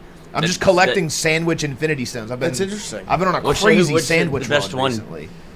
They're all very good in their own way. I'll tell you what, like, Subway gets a lot of flack. I like my Subway sandwich a lot. I do. I put eggs on it. Very odd, but I like it a lot. That's interesting. Jersey Mike's is Ketchup? real good. No. Mayo and Chipotle Southwest sauce. That sounds awful. Oh, it's phenomenal. That sounds Jersey horrible. Mike's is phenomenal. A very wet sandwich. I like wet Phenomenal. foods. Mike's Way. Mike's Way. You got to let Mike have its way. And then Chiba Hut, I think. Oh, Chiba Hut might be pound for pound the best one. Chiba Hut's very What do good. you get? Yeah, what do you get from Chiba Hut? G13. The G13. Turkey, roast Classified? beef, bacon, chipotle aioli. See, I'm always. Jimmy John's is good too. Jimmy John's was last night. They have the best bread. They do have the best The bread. bread is It very phenomenal. good bread. Ugh. And they just started doing toasted sandwiches. Yeah, I at see. Jimmy John's. My thing with Jimmy John's, I go to Jimmy John's when I want a cold sandwich. Okay. Like when I want, because I get That's the what I number do for 14. Jersey. What's up? That's what I do with Jersey. Yeah, when I want a cold sandwich, I'll go Jersey Mike's or Jimmy John's. That's really. There you go. So I need another sandwich. I might go AM Mart today. Oh, yeah. And then Inga's All tomorrow. right, I have Yes. we Inga's can is do good. this. Sandwich shop tier list. We will. Shout out Quiznos, man. I miss got Quiznos. Was Quiznos anybody a on big here? I don't know Quiznos if I've ever guy? had Where the hose Quiznos. goes. Dude, Firehouse Subs is delicious. I've been to Firehouse. Too Firehouse is small. very good. Too small. I've I've only never ever been to been once. Firehouse. I gotta go never back been. to Firehouse. Jersey Mike's is fire. Did you mention them? Yeah, that's Nice. we just had a long Panera? conversation about it. Panera's solid. I wouldn't list them as one of those sandwich places, though. They do have a good McAllister's sandwich. Deli. I went I've there been to one time, got a McAllister's. peanut butter and jelly. What? I was like What? 8. McAllister's is fine. I don't Jason's mind Deli. Good. McAllister's is good. Jason's Nukes. Deli. We went to Nukes. Oh, we not did go that to long. Nukes. Nukes is good. I don't like it. I can't believe you didn't. Have like y'all it. ever been to Wasn't a fan. Witch Witch? Well, we went to Yes. I got a French Which dip, and witch? You Yeah. take one bite and all the meat comes out from the sandwich. Ah. I'm willing to give it a second chance, course, though. I'm try not something else. I don't think it's. Cut it into fours. You got to cut it in fours, yeah. I like Cut to. everything into You got to try fours. everything twice. What did you say? Which witch? Which witch is great because they will de-bread it for you. What do you mean deep? Like scoop out like a bagel? Mm-hmm. Okay. So it's not. It's a little bit healthier. So Interesting. you're not carbon out. I had a Witch Interesting. Witch by my house. I never went, and I think it's closed. probably gone now. Yeah, Yeah, it's there's not many left. In Really? Yeah, I don't know if I've never had. See, it. Like that's- Kmart. That's how I feel with Kmart Quiznos. sandwich, Like I miss delicious. Quiznos so bad. Quiznos I don't was my think they shit had back in the day. sandwiches. I think Did they they have do. grocery at Kmart? Yeah. I remember I got a fishing pole at Kmart one time, like a little kid fishing pole. That Right. shit broke. Kmart. Hell yeah. Kmart sub, dude. You ever been to Kmart, Wyatt? Yeah, he's Bro. second baseman for the Diamondbacks. Bro, they had the best beignets at Kmart. Nice. the best beignets. I Yeah. Yeah, the best beignets are morning call. No, Kmart. Okay. You don't remember the Kmart Wyatt, sub? I was just kidding. They don't sell beignets at Kmart. How many All times? right. Yeah, But can you get supplies to brush your teeth at Kmart? you can. There And you you can go. get fishing poles. And they had a sports section. Walmart sports section was better though. Kmart Which? subs. Those look good. It's from Kmart. Kmart. Oh, nice. See, that was when I was in New York, and you just go around and get like sandwiches from like random bodegas. That was a good part of my life because all those sandwiches were really fucking good. Yeah. I do love a good sandwich. The chicken cutlet sandwiches. I've been eating Shout a out! lot of sandwiches. What's the place we went to in Starkville? Great sandwiches. Yeah, before we left, the last day. Obies. Obies. Obies Great tripe. sandwich. Obies was a good sandwich. Really good sandwiches Obies was a at good sandwich. Obies. Obies was I thought the one- Wardo's was way better. Well, Wardo's Wardo's is the was best also sandwich you can get. phenomenal. Wardo's Yeah, is the best yeah, sandwich yeah. you can get. Attaboy. Yeah. Come Wardo's on. is the best sandwich you can Obies get. was nothing compared to Wardo's. Did get a burger. You housed that thing. Hey, How was it? it was delicious. I didn't even get a little nibble. It was, of course not. I Oh, there we go, Chris, you hater. Hey, I had the best boudin I've ever had Saturday at none other than Jerry Lee's. As a shout out, Jerry Lee's. You know who saw Hunter Hall at Jerry Lee's? Your brother Max Tingus. Young Max Tingle was working in the kitchen at the Jerry Lee's. Nice. There you go. Shout out Hunter Hall. Shout out Max. Shout out Jerry Lee's, best boudin Shout in the out world. Hunter Hall for a little Superior trip we made good on our bet. We yeah. How was Superior without a margarita? Do what? What's Superior like without a I'll margarita? tell you what, it was pretty fucking good. Was it good? Yeah, I thought it was good. Superior doesn't do it for me. Really? Ah. It is not. What'd you get? It's the price point. Oh, It is yeah. so expensive. Well, my meal was free, so it Yeah, doesn't right. bother me. It is so. I it will is so say, I do expensive. think the chips need to be a little thicker. They have good queso though. The Queso queso was was good. great. Salsa's Salsa's good. very good. There was a little bit lacking on the chip. The chip was a little. I don't I like shouldn't a be able to thick- see through the chip. I don't like a thick If you're a chip. Mexican See, place I and like you don't a have little good bit of- queso, you're written off. That's all I don't want it to be super thick, but I want it to be a little bit. Where thicker. did we go with the tortilla? The place that Fuego? sold terrible chips. We have to go back though. That That was place their sucks. first week. I understand. We're taking you back. I know. We do have to go back. I don't You have to try go. again. We have to try The again. chips are. What did they change the chip? Are they gonna even give you chips? It might don't be know. different this time. That was We the went first early week of on. opening. Don't they Don't give you you think in free our queso? year as a show, don't you think you guys The have first improved show we did was since the best one. The first week that you guys did shows, don't you think we've No, improved 'cause I'm since then? planning- Yeah, One- because we changed the menu. I'm planning on going through making a little edit, Nice. through the year to put on social media for a year. And I am not excited to go back and listen to some of the first shows, at all. Just use our on the road clips and stuff. And No, I mean there's some good stuff in there, of course, but there are I have listened to old shows and been like, "Eesh," this was bad.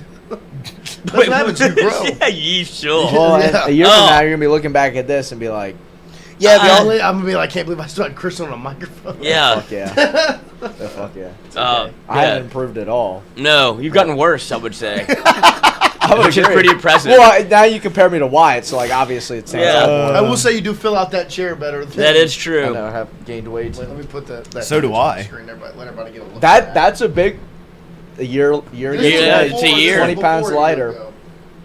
This was before You were. I didn't realize you were so tidy. I know. Me neither. I didn't think I was that small either.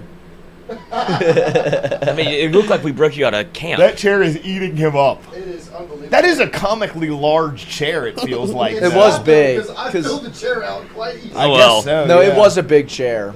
Yeah, it to was be big for fair. me too. It was bigger Yeah. than this by a lot. It was larger than It's a really big chair. It was That a chair huge looks chair. really Big. That Big chair was so chair. meaty and big and huge and veiny Okay. and big. He just told you you gotten worse. He's getting worse. He's getting worse as we're talking about it. He's actively getting worse at the job. Let's go 13 for 13. Let's close this thing out. Oh. Let's close this thing out. Let's go. White, have you ever had pot belly? They I have mentioned never it in had the- pot. belly's I've great. technically, I I had have one. had a pot belly for 25 years. Yeah. I've never eaten a sandwich though. It's good. I wouldn't say you're a pot belly. I feel like I need to Oh, they continue. released the official College Football 27 cover. Who's Yeah, on? Yeah, it's Keywan, Dante Moore, and And Malachi Malachi Tony. Yeah, The deluxe edition looks so bad. it looked AI. Is that, It was looks that so real? bad. Yeah. I understand what they were trying to do. I just don't. It didn't look good. Signetti's Signetti's awesome. he's such a it looks so bad. such a prick. You can just tell. But he's a winner. He's a winner. Google me. Google Yeah. me. I did Google the show with AI mode. Uh-huh. Let's. What does it say? It said.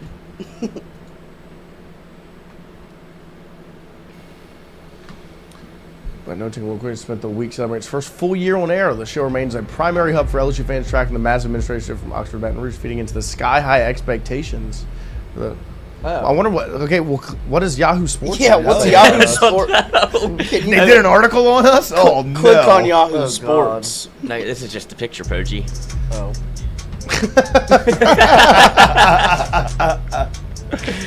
But if I just do Tingle Co and ask Gemini. Ask Gemini. Use a Claude token. Use 500 million. Saving those. Okay.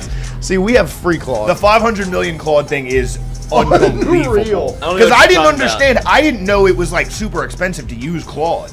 Well, you can use free Claude. Oh, okay. So that's what So why would you not just use free Claude? Because free Claude, It's not as good. It's not as much you can access. Oh, so they You just know? give you a dumb version of the AI? Basically. That's crazy. Oh, That seems unfair. Tingle Co is a daily sports. I guess I can put this on there. I'm Oh, interested to never look mind, I at lost this. it. I'll ask ChatGPT. Oh well. Yeah, you Wait, can what's the Claude token? How much does a token cost? I don't know. Who had 500 million? Somebody used. No, So yeah. this guy owns a company, and his employees used 500 million Claude tokens, That's your fault. which is $500 million. That is his fault. Because they didn't realize it costed money to use the tokens. Oh. And so Was he bankrupt now? I don't think he's bankrupt, but he's not happy he mean- just spent $500 million. That's a great employee. I mean, that's you just signed. Speaking of great employees. Jesus, you just signed Shohei Ohtani with Claude. Yeah. Oh. What are y'all into? Give me one. Throw me one of those. Throw me one. Peanut Mama Noms. Oh, almost made Throw a me big it play. again. Toss me another. There it is. Let's see. ChatGPT I really wanna say- gives you guys a lot of credit here. Thank you. Who else would be? Paris, London, Melbourne, The Australia. Cardinals? Would it be Lamar Cardinals? Nope. Who else would be Texas? What'd you say? Paris, London, Melbourne, New York. It was like Olympic host locations. There you go. Mariners, Cardinals, Athletics. Astro, or well. Well, yeah, I don't know.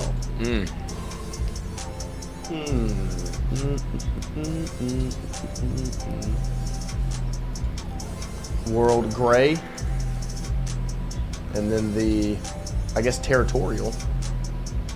The Athletics Cup. These are cups, right? Oh yeah, they are. Cups. World Cup, Grey Cup, FA Cup. What's the Grey Cup? That would be Canadian football then, mate. Territorial Cup? Or the Athletics Cup, or the Mariners Cup, or the Oklahoma Cup, or the Cardinals Cup. What do you think it is? What do you think it is? What do you think it is? We can't lose on our They birthday. said it's Mariners, Astros, Rangers, Athletics. Mariners, Yeah, that's a division in Astros. baseball. Yep. Speaking of Astros, they got a Astros dress right there. Athletics, and which Or one? why? And Rangers. the Rangers. What the hell is? The AL West. Grey Oh, Cup. wait. Hell yeah. Or is it not? It's not Athletics. So go Vikings, Oklahoma, A&M Cardinals. Kyler Murray. Kyler Murray. And these are the cups. Territorial. Mr. Fun. Oh, that beard's coming in very nicely. Yeah, it's filling in. Oh, what? Wow, Santa. Santa. Mr. Santa. We're knocking we out just our finished trivia. You know, it's our birthday. Wait, I can't let you look, Pat. Is today 100? The 1 year? 1 year. I got 1 year I sober. got y'all candy. Yeah, Thank you. You did. Thank you very much. Salute. Salute. Some would say, I don't think you actually Whoa. plan to give us this for our birthday. Oh, that's where it so goes. You might have to get us something else. That changes a lot of things, doesn't it? What did that sound like, guys? Hollow. Oh my God! You can even see the beard coming Uh-huh. Yeah, you can. That's in. So it. you boys talked me into it last week. Look at this thing, man. It's That looks. I don't know. No, it looks good. I keep going. Woo! Pause. Whoa. Whoa. Down. Down, down. Down, boy. Yeah. You can see it. Yeah. Keep it Keep going. growing. Yeah, Paul. Keep it And then Mr. Fuzz. Mr. Fuzz. Fuzz reporting to you. Happy birthday to you boys. Thank you, sir. How long have you been here? Oh. Ooh, October. So what is that? Right in the middle of the BK's demise, 7 right? months? Yeah, it was right when it happened, really. I don't remember when the first show was here. Now I gotta go look. So are we having a soiree or what? I want to say it was Texas A&M week. Oh God, what a time to be alive! I literally huh? think it was Texas A&M because it was either that or the week before I think that. it was the week before. Vanderbilt. Originally, No, because I remember going to the last studio the week before we played South Carolina. Was it Ole Miss? Which I think, I'm about to see. maybe Cherry ones maybe in there, Vandy Percy? week. I think it was. We I think it was Ole Miss. Turn it. Turkey. What? Pass M&M's down. Did you make your call yesterday? What you mean? Oh yeah, I called them. We good? They said they're still deciding. Mr. Fun, can you Come pass on, that? Meaning- man. Like, what do we have to do to get this deal sealed, man? Meaning they just haven't even, Talk about it. or they probably have talked. They just haven't. Does your mom watch the show? No. Okay, because I was going to tell her we're working really hard to find you a job. She knows. She knows. Shout out, Mom. Yeah, I think it was Ole Miss week. Was the first show trip? here. Was the first show? Because it was a week after Ole Miss.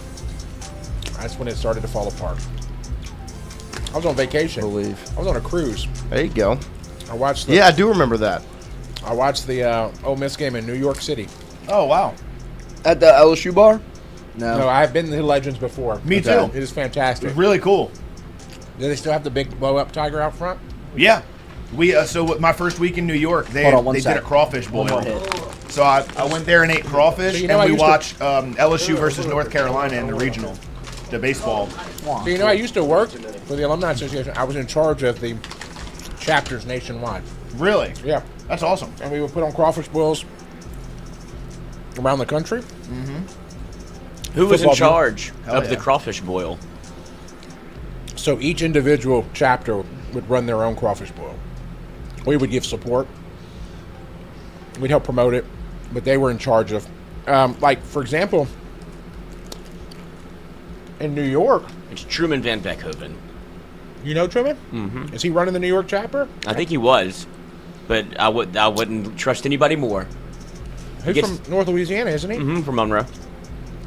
Friends with the Andersons. Mark Ken Anderson. Mark Kemp, who's the chairman of the LSU Alumni Association board right now. Filthy rich. Fantastic dude, though. He is. Wouldn't that be Loves him some Tigers. He does. We were in Kappa Sig together. Okay. I think Got sick. Kappa Sig. Truman, Kappa did he Sig. work in the athletic department? No, he He's not a lawyer. Lloyd did it at Northwestern State. Demon of the Day. Oh, that video is incredible. Thank you. Thank you. They watched it. Yeah, we did watch it. That was great. Did you ever find the Hillary Clinton interview? You did. You did a Hillary We'll watch Clinton. that after. You did a Hillary Clinton interview? You wanna do, Exclusive. Daily Dozen? Yeah. Sorry, Yeah. I know I came in and interrupted your day. No, no. I figured Tuesdays is kind of my day right now, so. That's fine. We should. Okay, can we do no? Should we do no chat? No help from the chat? No, it's like Johnny Can Oda we play, try? but we will try not to look. Oh, someone's got a fucking trachea. That's a hell of an Adam's apple. Is that not Henry Cavill? Henry No, Cavill? He'd be bigger and stronger. Let me get closer to this. Yeah, that's supposed to be that's a mashup of two people? Uh-huh. Yes. It looks like Dracula just in general. Yeah. That's like Ariana Grande's brother. Aaron Grande. Do we have Nice. one? Do we have one person? No, I don't know. I don't know either of them. Usually I'm pretty good at this. Yeah, I don't like. I was about to brag on you too. I was like, watch this. That's what I was gonna say. I don't know I don't the know this woman. I don't know who the woman is. Justin Thoreau. No. Dawn. No, I thought you're there done. was- Isn't that You're the, done. Isn't that the Prime Minister of Canada? Is it? No. Oh shit! Who's Good Justin pull. Thoreau? I don't know. That is a good pull, though. It does look like His him. name is something else, but it's close to that. It's Is that Justin. Mandy Moore It does look like from Mandy Moore. Aquaman? From Aquaman fame. Who's Mandy Moore? Who? Does it tell you if you get any of That them right? Mandy Moore Yeah, sounds it'll like tell us. somebody. There Nice. we got it. Wow, that was. I still don't see it. Me neither. Y'all got those both right? Yeah. That was Johnny L. Goodson in the chat. Yeah. He's very good at the game. The Rams. The Rams. Not anymore. Yeah, he got traded yesterday. Great trade for both teams, I think. I think it was a win-win. I agree. And then Aaron Donald's coming back. I did see that. Corey Koski last Oh, year. he does? Indians. What is it, Pudgy? It's the Twins. It's the Twins. The Twins. Mark Kotze for the Athletics. Josh Hart. Is this, Joshua. is this not? I don't know if this is Is this Hart. Brunson? I think it's It's not hard. It's not hard. It's not Hart. Yeah. It's Brunson. Get off. I think it's Brunson. I think it's Brunson. I think it's. I'll take a second here. It could be Mikal too. It could be They any have three of three them. Villanova players. 2017 Big East Player of the Year, I think, was Brunson. I'm like pretty sure it's Josh Hart. Yeah, I think Josh Hart was the Big East Was player he a of the year. first-round pick? I don't think Josh. To the Lakers. Yeah. I didn't remember him being a first-round pick, but maybe. I don't. know I Lakers also picked him. don't remember him being. All right, y'all go with Go Josh Josh Hart, Hart. but I think it's Brunson. Brunson. There you All go. right, Green fair means you enough. win. Uh-huh. Santiago. Garcia. Chile. Yeah. Yeah, it is Chile. Nice, Fun. Mr. There Fun. you I'm go. a travel agent. That's it's That's true. Him, it's fun travel. Popeyes. Damn, Popeyes. Poachy. Yeah. No black and red. I know that Mardi Gras mustard. Come is- on. I saw the Mardi Gras. Mardi Gras mustard is delicious. No, I don't know. What? This Fox show said at a high school had a recurring. What a bit stupid where show. Students got hit in the face by slushies. I don't know. I had friends. I mean, this is that wet. Sloshed. Slush. If we need a Have guess. you ever got them all right? Sloshed. Yeah, we get them all right most days. What do you mean, shut up? That'd be a good We fucking have guess. Shut up. That'd be a Hey. good guess. Hey, where are the M&Ms? Yeah. Good GB. question. It's not Glee. Glee. Is it Glee? The Oh, beard shut is up. surprising. I You thought should that know thing Glee. was gonna be patchy I as didn't hell. know Glee. Yeah. I'm just not. I'm afraid it's gonna start looking like that. No, I think you need to keep it going. Oh. Fresh. Is this I've never seen any old of these buddy that movies. appears on Pardon My Take all the time? Wait. Jerry O'Connell. Mm-hmm. And he and Ken go to Jack. Is he? Jerry O'Connell is hilarious. I've never Oh, wait. seen any of these movies, so You've never seen I guess Scream that's true, you 2? haven't seen it. You've never seen Jerry You've never Maguire? seen Jerry Maguire? You I haven't know. seen I know, much like of the. It is I know, Jerry I know the O'Connell. ending scene. Yeah, nice job, The wife's boy. hot. Thank you. Is he a Knicks fan? Yeah. That's it. There you go. Thank you. Why do we scream at each other? This is what it sounds like from Purple this Rain. 1984 Prince song. This is Oh, no, is what this it When Doves sounds Cry? like Yeah, it when is. doves cry. There you go, Mr. Fun. Look Yeah. at that. Look, Boom. 9 for 9. Let's go. 13 for Shout out to 13. Hey, peanut M&Ms for everyone. Yay. Happy birthday. Yeah, I haven't GB wants a little bit. Get in there, GB. GB. No, GB, not DB. I said GB. Oh, Hurry up, guys! I haven't had any yet. I'm really hungry. aren't you on a diet? No. I'm good. GB. GB. Yo. GB for great boy. MF. MF, passing the FB. M&Ms. How did your gambling go yesterday? Because I lost. all They of my had money. it. They were winning. They were winning. I lost every game yesterday. Me too. So you didn't take the Twins. No, I was gonna. I didn't believe in you. I'm not gonna go against your team. Well, when I'm saying go against my team, That is a good point. I have to put more money in. I'm telling you. The two that I hit yesterday were I followed Poggi on the Twins. And Troy. I told you Troy. So I did a little money line parlay with Troy and Milwaukee last night. And let me tell you, a $5 bet was going to pay me $200. Yeah. And at 2-2, I'm feeling really good about myself. But the cash out was never really good. So I ran it out and I fell asleep and woke up this morning and saw that the Auburn Tigers advanced. Yeah.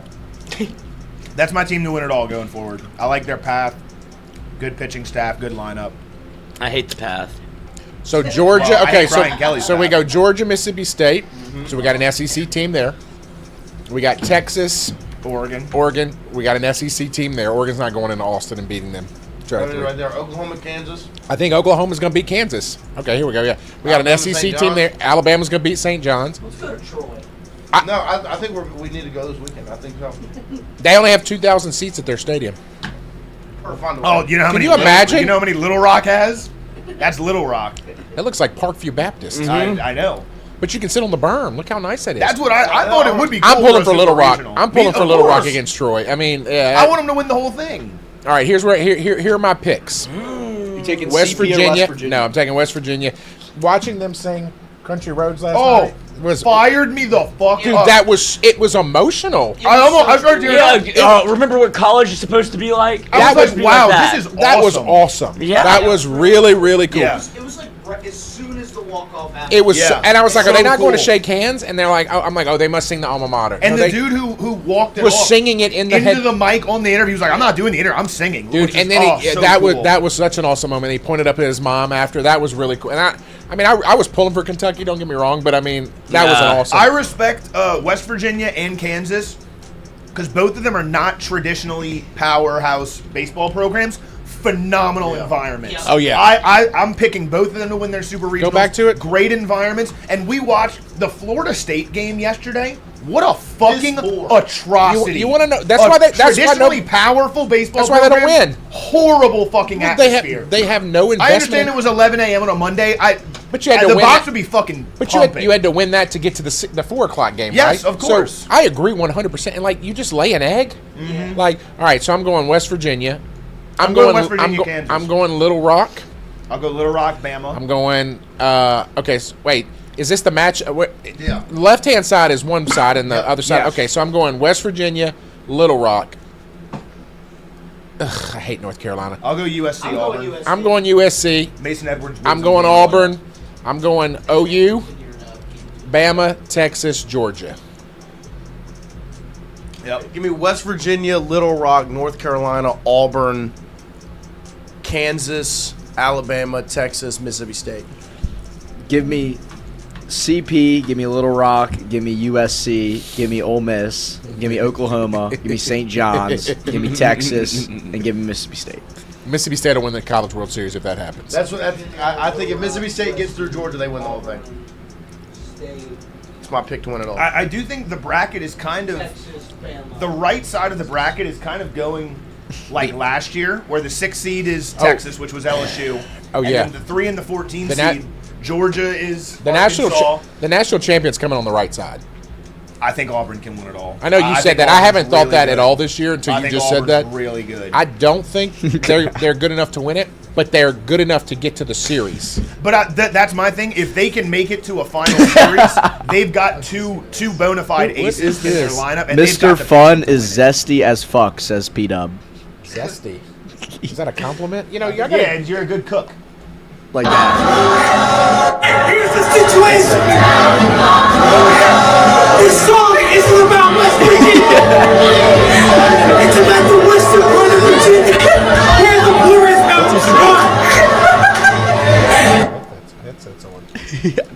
Who the fuck is this guy calling me Zesty? I don't know. P-Dub called you zesty, though. Oh, P-Dub. It's okay to be Meet me at the zesty. Sonic this afternoon. He will. He's from Alexandria, I believe. Oh, I've been crushing Legend. Sonic. Zesty. We know. I do think people are kind of forgetting Hey. about Texas.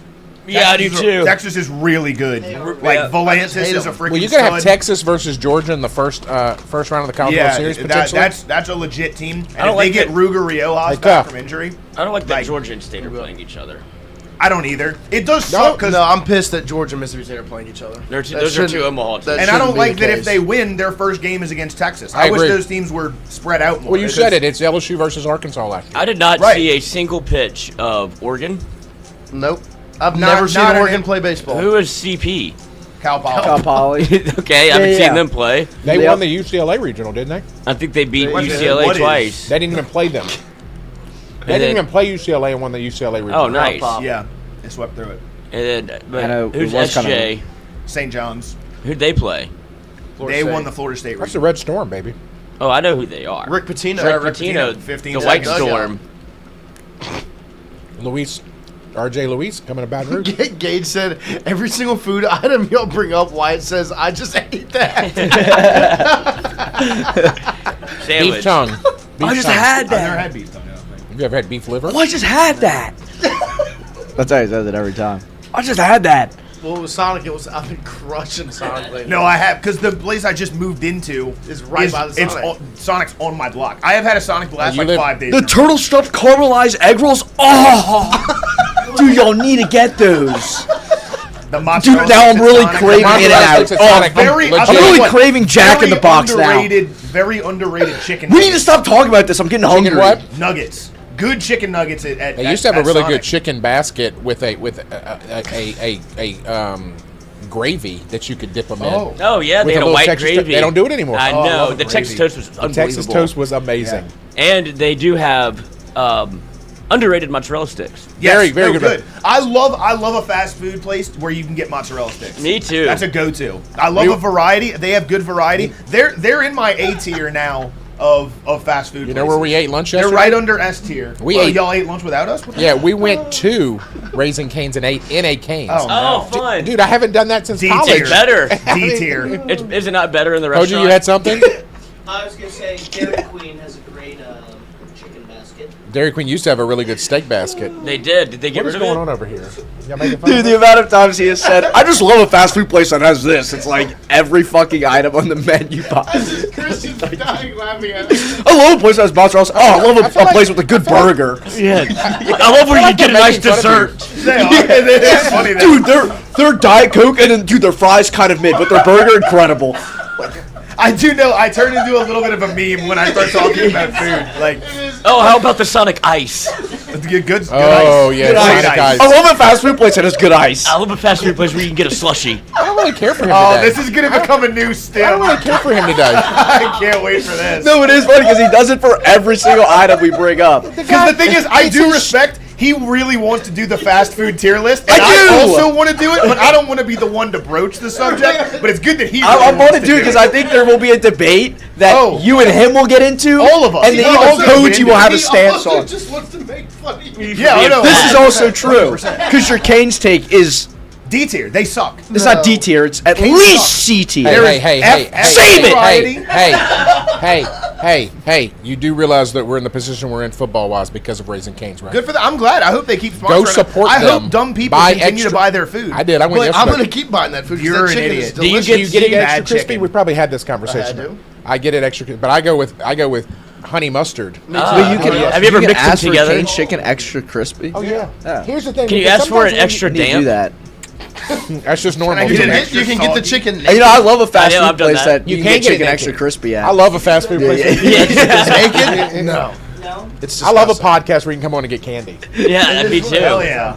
Do you Sponsored go by Southern Regional medical center? And Mr. Fun's travels. Do you go? You don't go slaw, do you? When is the guy coming to put up our stuff? I don't know. I was thinking about that. I actually yesterday I, I did actually go like the slaw. slaw for the So way. so when I'm having Cane's for dinner, it is box combo, No slaw. no slaw, extra toast, butter on both sides, extra crispy. Add a mustard and add a honey mustard and a cane sauce. So I go 2 cane and a honey mustard. Large Coke. Do you? But when I eat in the when at lunchtime I don't want as much bread. Right. So I go slaw. Chat is just annihilating the wine. Dude, Not at you goes, and not me. Fonz says, Wyatt, you love anywhere serving anything, you fatty. And Gage says, I love a fast food place that has fast food. I love a sandwich shop that sells sandwiches. We do love you, Wyatt. No, I love fast food. I will continue to been be the told. fast food meme. Hell yeah, man. Yeah, I mean, you're a hot dog boy. I'm excited to make my tier list. I made my tier list the other day. I'm excited When is to hear Cookout your opening? takes. Oh, I'm very excited about. I am Cookout. very What do you like excited about Cookout? The variety. You know what I like about Cookout? Variety. Variety. Where's A lot of this place gonna food. be? Where's Cookout gonna be? Cookout's going to be across the street from the Benny's Car Wash on Lee by yeah. Panda. Okay. Panda. Great Oh, I spot. just- That That's where location. drove by Starbucks there was last supposed to Starbucks go. was supposed to go. Good And location they there. realized that it's going to be. It's a great Great location. location. I love what they've done in that area. I love a place I with love a great place with a great location. location. I love what they've I done. love in a place that that place. Yeah. I just love a place you can drive to and go to. Yeah, I love when a fast food place lets me drive my car into it.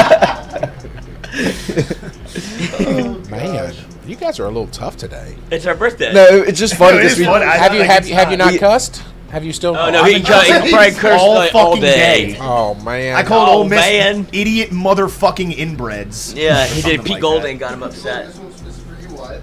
Let's see, how does it fit? That Looks like my fucking. See how That It looks looks like like my that'll fit. graduation Well, room. Christian, you come put it on first. Okay. Then Wyatt, let's go on. We could probably get in there together. What size is that? No comment. So Chrissy's gonna put it Oh on. my It's a gosh. It's a poncho, Pancho Villa. So really, who I brought it for, because it was given to me, it does not fit me. I brought it from Lloyd for like a little night shirt. Yeah. Sleepy Oh bag. my gosh, Lloyd wearing that with nothing else This is on my would be first one. Lloyd's hilarious. gonna go to sleep in this with You could 100%. I could These are the 100%. types of shirts I wanted to live in as a kid. Me and Tooney. Is that like a real jersey? Meow. You got it from the guy who gave it to me. Got it from the thrift shop. Oh, sorry. Actually, it fits you perfect. It does fit Wyatt. No, that thing Wyatt, fit- that's how it's supposed to fit, I think. There you go. That looked athletic. I love You look like a shortstop I there. am a shortstop. in a catcher's body. You know what I love about a good shortstop?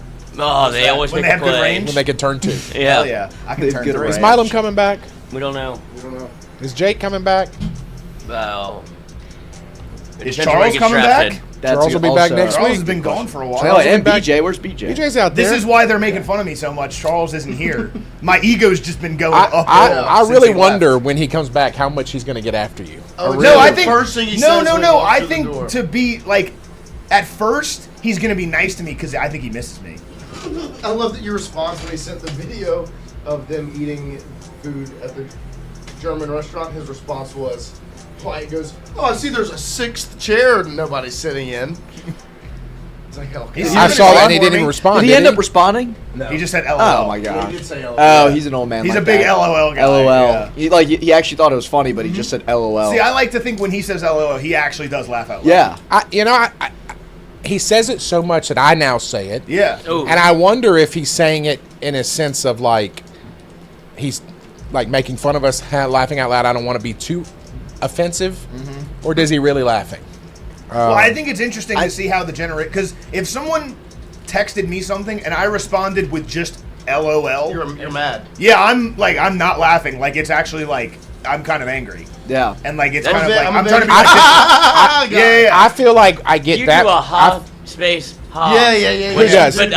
I do. Like that. Ha, I can't tell how I many do times like you Little laugh. break. Yeah. See, I'm a big LMAO, and then like oh, and then how many O's it is How funny. denotes You how know what I funny it don't is. like is K. Do not text me Oh, K. of course not. Ever. I don't K. like okay, just okay. Yeah, I'll do like I. Okay-A-Y. Just do like I. Oh, well, Oh, you Or want like the they. AY on it. I like doing the laughing emoji with the peace sign behind it because then I actually find it funny, you know? Why the peace sign? Because it's just like That, Like, that means to be you're a like, fucking peace idiot. out, I'm out. See ya. no, I don't Just know. one, It's funny. and then like fine, said just one ha. That sucks. Yeah, I don't like it's ha. like- No, because that's And how I hear. that's That's like the ha. same. That's That's the just- same as Charles going like LOL. But that's Yeah, also to me. someone going like this. That's hilarious. Yeah. The motherfucker, aren't you laughing? Good Yeah. one. Yeah, good one. Good Yeah. one, Lloyd. Good Good talk, one. buddy. That's like a I feel obligated to make some sort of laughing gesture. Yeah, see, at the your joke. LOL to me is him trying to exit the conversation. Like, that's enough of this. Yeah, it's him like acknowledging it without like continuing. I'm not the going to expand conversation. upon it. Yeah, but I don't think it's like a disrespectful. Me either. I just think it's But like from our generation, Yeah. if I said that, I'd kick your ass. well, no, you can't kick my ass. Yeah, he's a But big LOL guy. I think if I said that, Why you'd did they be like, continually underestimate me?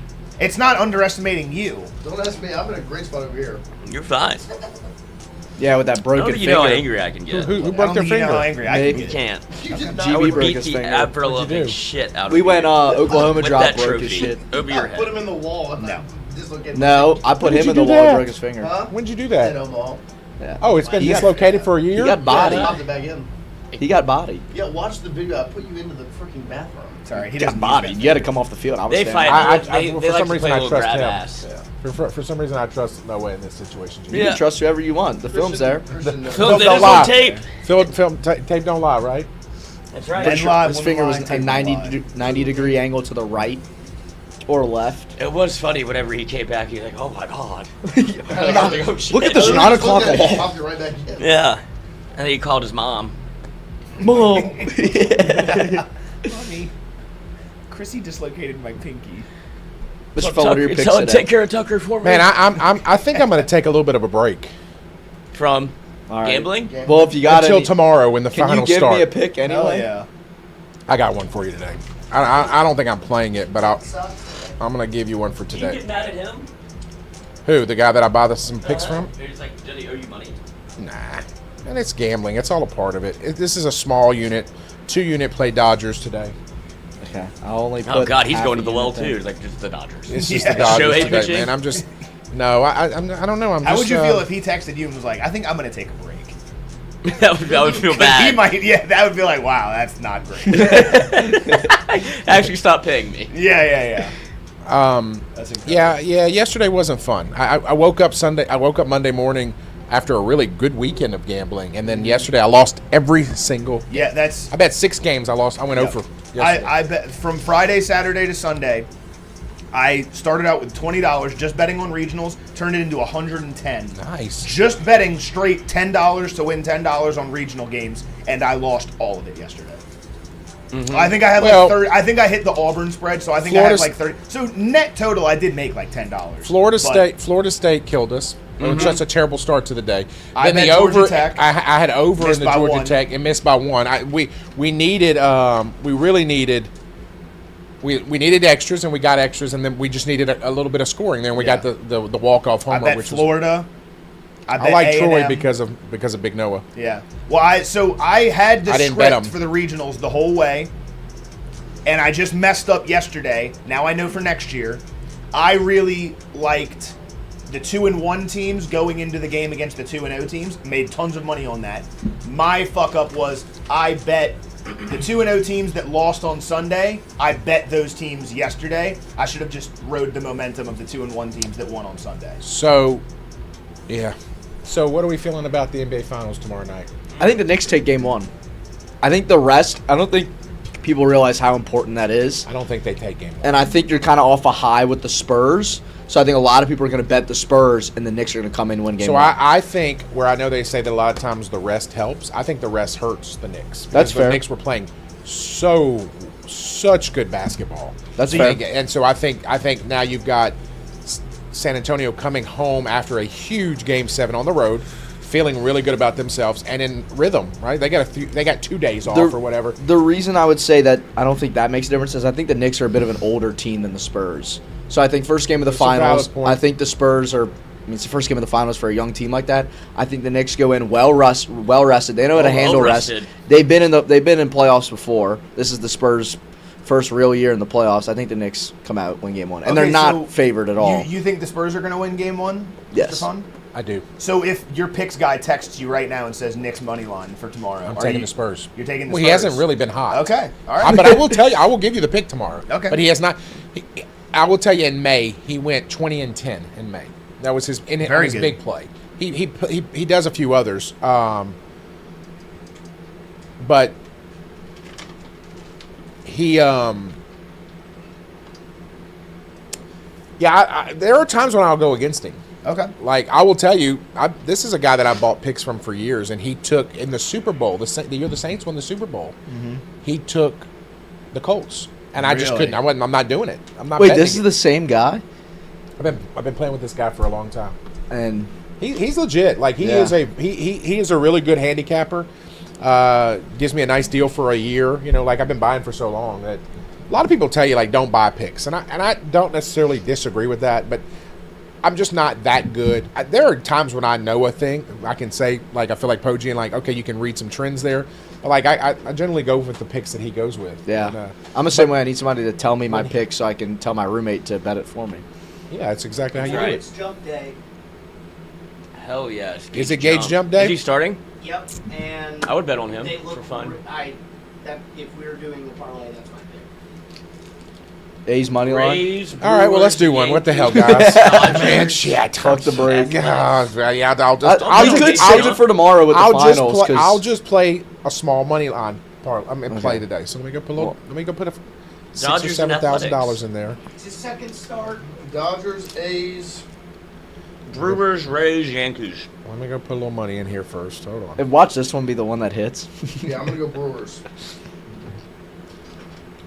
Hey, this will be the one that hits. I need to go home. Why? You have something going on in your life? How do we get ready for that Roo-roo. I'll take a shower. Oh, that's the press conference today. Y'all going representing us? All right. Well, real quick, let's make this play. All right. So Athletics. Good call. athletics, you getting plus money. I'm going Dodgers. I'm going to go Connecticut Sun plus 13.5. Wait, who was the other plays? Anybody else? We have Dodgers, A's, Brewers. Oh, Brewers. Brewers. Why? What's so funny? Oh, yeah, Brewers, big money. I think Wait, Connecticut Sun, what? Plus 13.5, Oh, please. Jesus Christ. What? What's wrong with that bet? Nothing. Does anybody have a problem with that? Do Do you like that? Do you like losing money? Yeah, I love it. I'm not betting it. We're good at it. Oh, you're not going to bet? No. He has no money left. I have nothing left. You said you had $30. Yeah, but half of it's his. Well, Allegedly. Noah's. All right. You're okay. So we got 3. So we're waiting on Lloyd and. I'll take maybe- the over in the Belgium-Croatia game, Yeah, over athletics, 2.5. get the jump. Oh, you got athletics? Then what's Poggi? Oh, okay. I'll take another one. I will take Aaronola, the Phillies. Wait, what did you just say you're taking? GB? Wait, yeah, Christian. What's Can you is pick that? a baseball game? Over 2.5, Belgium-Croatia friendly in soccer. I don't know if I can bet Jeez, Christian. I Dude, know it's you bet Belgium. Something normal. Over 2.5? that. Soccer. Here we go. Okay. When do they? Yeah, all I have is World Cup stuff, so I can't. I don't think It's a friendly today. I don't think I can bet a friendly. Dodgers money line, A's money line, Brewers money line, Connecticut Sun plus 13.5. Hell yeah. Phillies money line and over 2.5 goals. Croatia versus Belgium I don't even know friendly. where that is. It's a pre-World Cup That friendly. is They're gonna plus score 8 3,000. That He's is literally- he's $10 betting on to a win preseason $300. game. Yeah, I'm All not right. doing it. I'm The not doing it. starters are birthday, playing in everyone. both Happy games. birthday, Tingle Co. We'll be back tomorrow morning, 8 a.m. Boot up. Boot up.